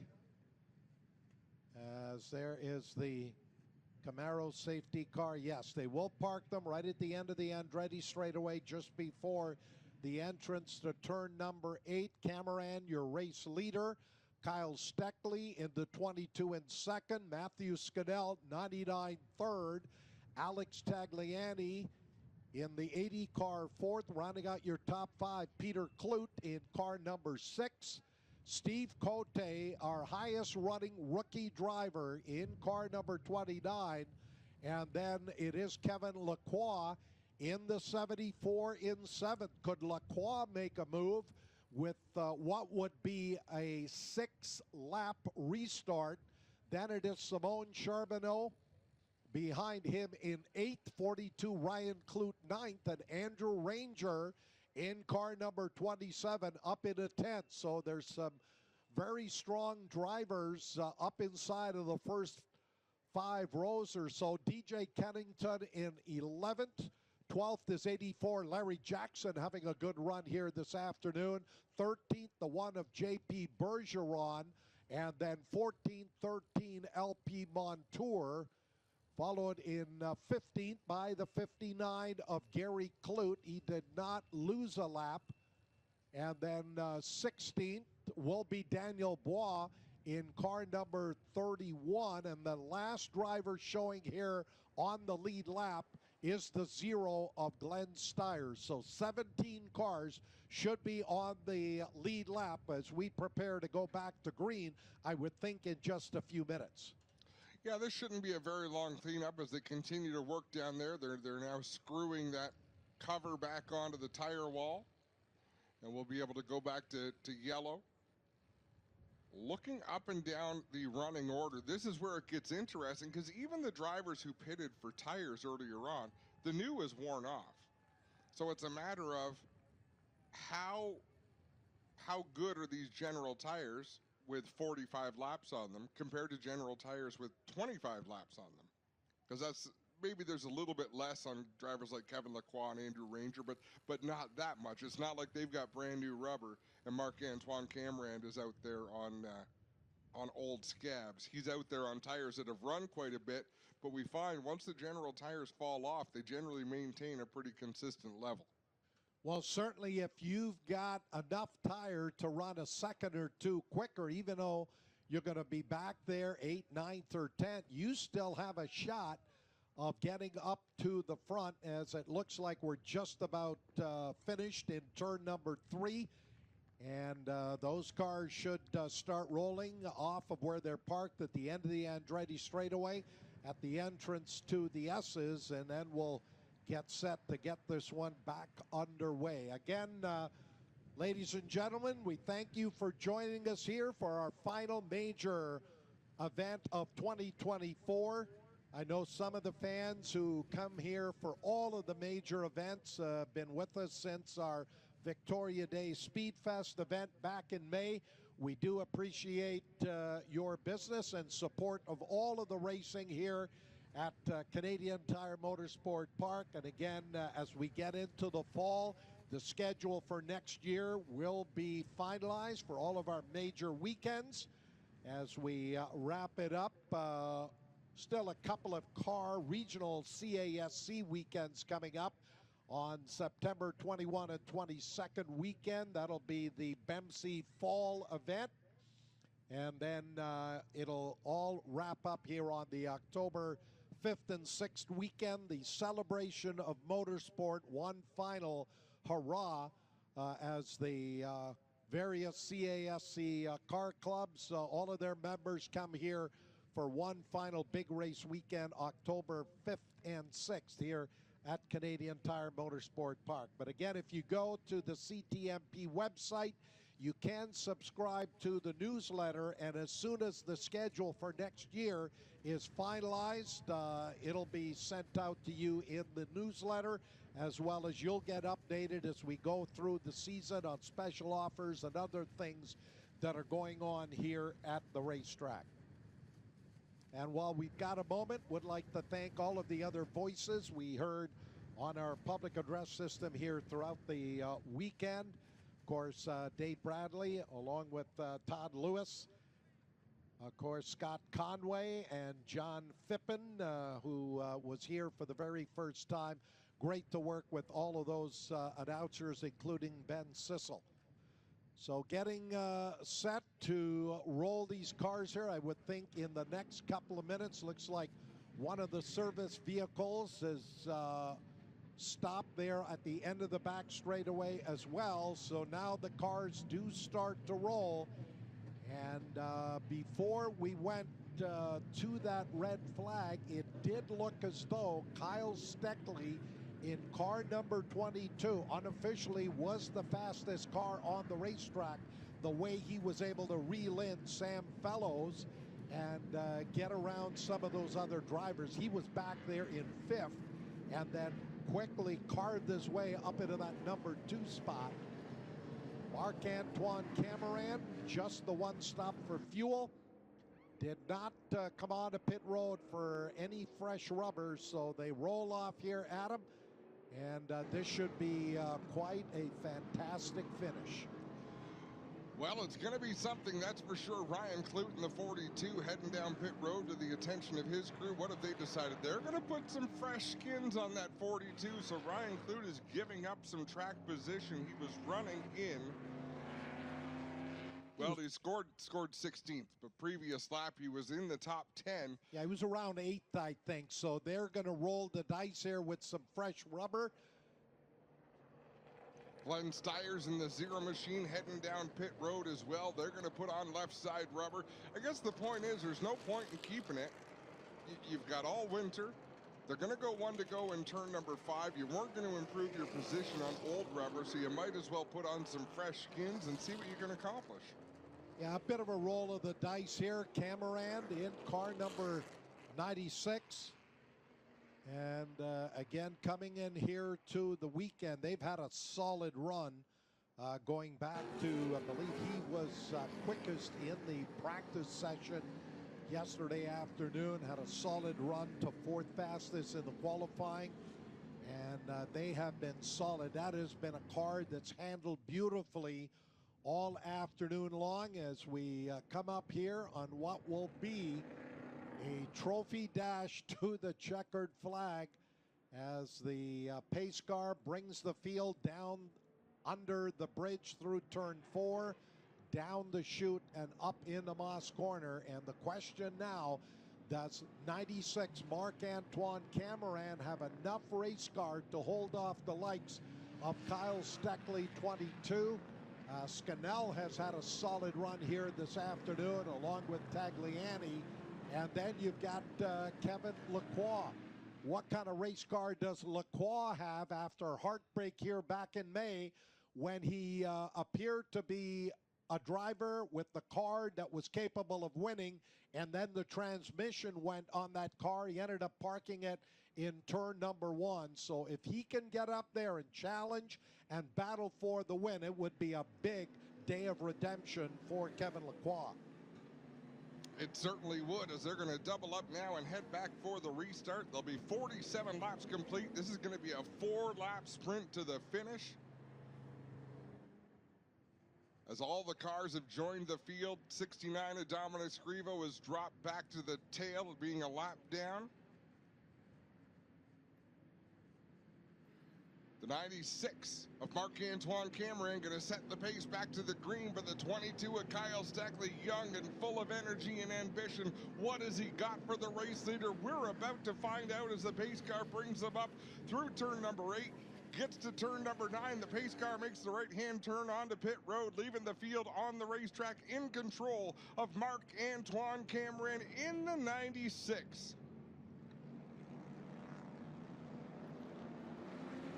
Heading back to the green flag, Glenn Stiers was with a drive-through penalty as the free pass car. He was not allowed to pit, but he came into the pits. Green flag is out there off into turn number 1. Marc-Antoine Cameron with the advantage. Kyle Steckley settles into the 2nd spot, gets himself single file with the race leader. No, he doesn't. He's looking to the outside in turn number 2.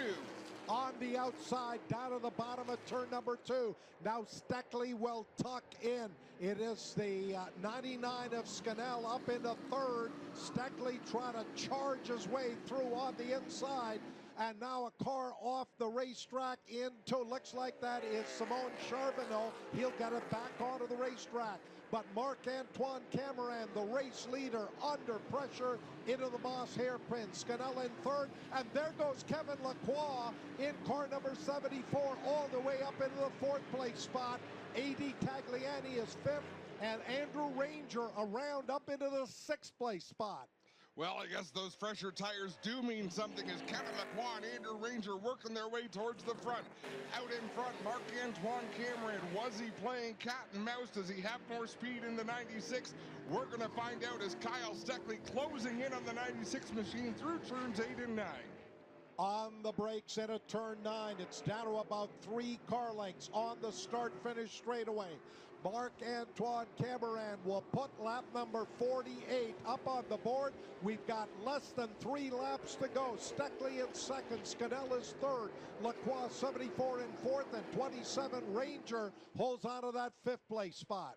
Kyle Steckley stalking the race leader, Marc-Antoine Cameron. He said the other night, I've seen how these races go. I don't know if I want to be leading on the last lap. I think I want to be in the 2nd spot. Well, that's exactly where he is right now. Matthew Scannell back in 3rd. Kevin Lacroix up to 4th and putting a charge on Matthew Scannell in that 99. 96, Marc-Antoine Cameron, the race leader. Off the track was Bois, number 31 there in turn number 3. He'll get back on and continue, and there's a change in 3rd as 74 Kevin Lacroix has moved into the 3rd place spot. He is on the charge as they head up the Andretti straightaway. Trouble for Matthew Scannell. He could be out of fuel. Was he the first driver to come onto pit road? I don't know that he was or not, but he is wiggling that car back and forth as though he has fuel pickup problems in the 99. Tough break for Scannell, who'd had a great run all afternoon long. And now it is Cameron trying to hold off the 22 of Steckley and a hard-charging 74, Kevin Lacroix. It is a 3-way battle up front for the win. Back onto the start-finish straightaway. This should be lap number 49. Goes up on the board, less than 2 to go. 2 laps remain for these race leaders. Both of the leaders sliding through turn number 1. All 3 of them at the back ends hanging out on these race cars. Kyle Steckley has loved this move all day long, swinging out at turn number 2 on exit, driving to the inside of turn 3, but he is not close enough to Cameron to make that move. Cameron smokes the right rear tire under braking down into turn number 3. He's driving that 96 just as hard as he can. Steckley, an absolute demon on the brakes, that time through turn number 3.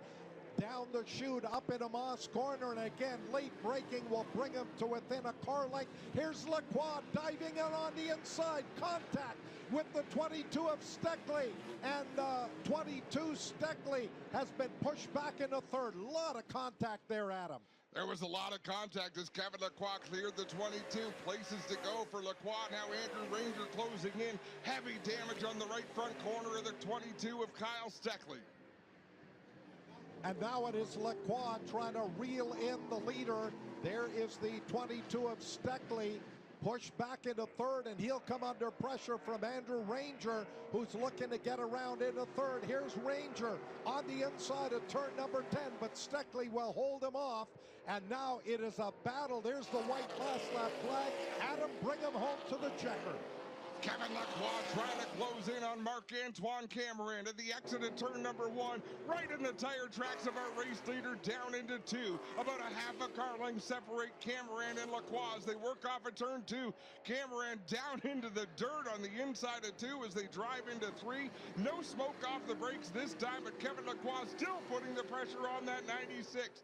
He made the pass on Kyle Steckley down into turn number 5. Will they do the same thing here as they work down through turn number 4, down into 5A, B, and C. Kevin Lacroix right up on the back end. Contact between Lacroix and Cameron. He's pushing him into 5B. He makes a hard right-hand turn on the Mario Andretti straightaway. Marc-Antoine Cameron does a great job to regain control of that 96 machine as Kevin Lacroix pushed him right off the end of the 5th turn. Unbelievable battle going on up front. We suspected that Lacroix would have maybe a little stronger race cars. He came off of row 5 into turn 8. Heading into turn number 9, the checkered flag is out. Last opportunity for Cameron will be turn 10. He is nowhere near close enough. Kevin Lacroix off of turn number 10. He's going to win the WeatherTech 200. Lacroix to the win. Cameron comes home second. Third going to be Kyle Steckley over Andrew Ranger. What a show for Steckley. Holy moly, what a race.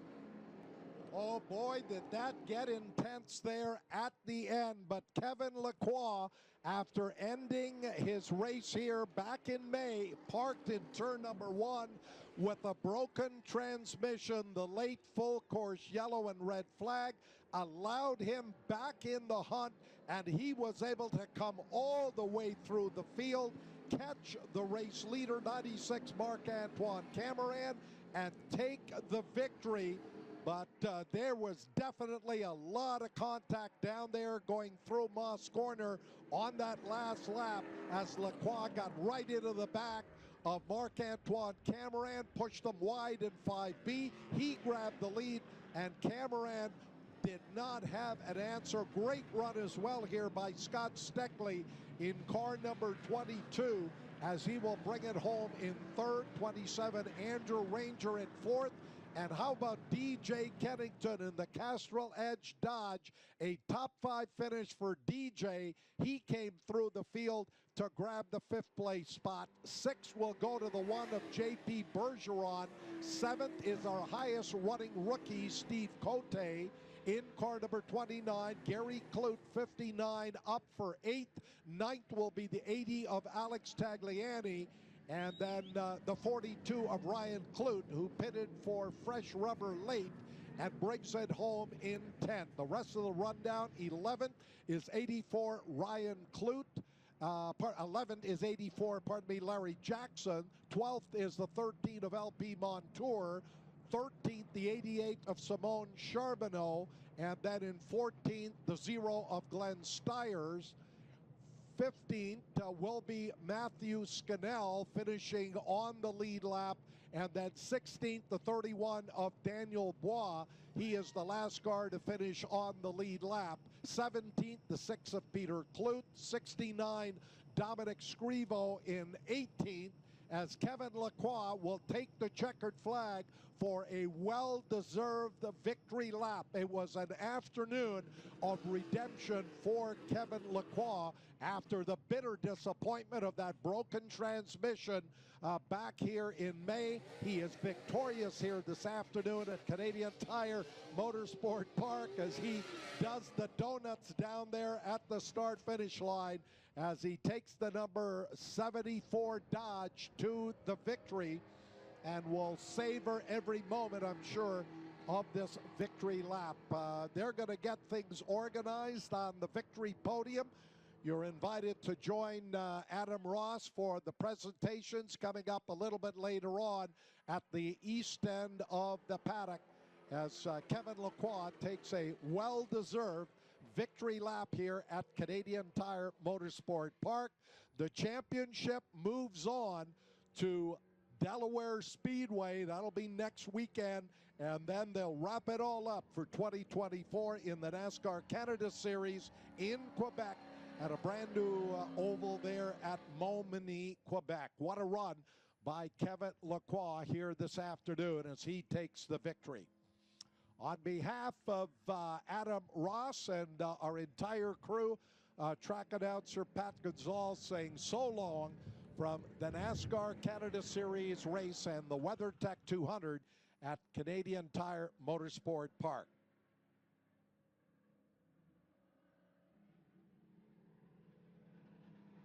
So Kevin Lacroix making his way on around through Moss Corner, holding that checkered flag for the fans down at the south end of the racetrack. That's right where it happened in 5B. Contact between him and Marc-Antoine Cameron, who was pushed wide. Lacroix able to get through for the lead and held it here to the checkered flag.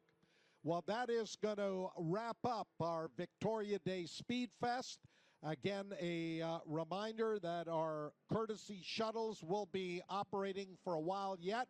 If you need to get back to wherever you're parked or elsewhere around the racetrack.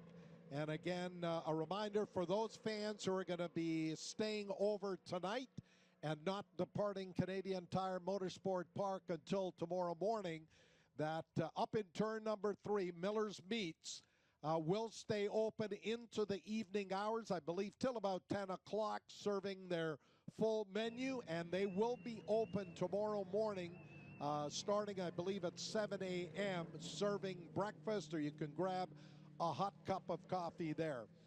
So on behalf of the management and staff of Canadian Tire Motorsport Park, for all of the various series that ran here this weekend and for all of the other voices you heard on our public address system throughout the weekend, This is track announcer Pat Gonzalez saying so long for now. Have a wonderful Labor Day weekend as Kevin Lacroix rolls on a pit road. He is headed to Victory Lane and the podium here this afternoon. Have a pleasant evening and a great Labor Day Monday tomorrow. Thank you, everyone.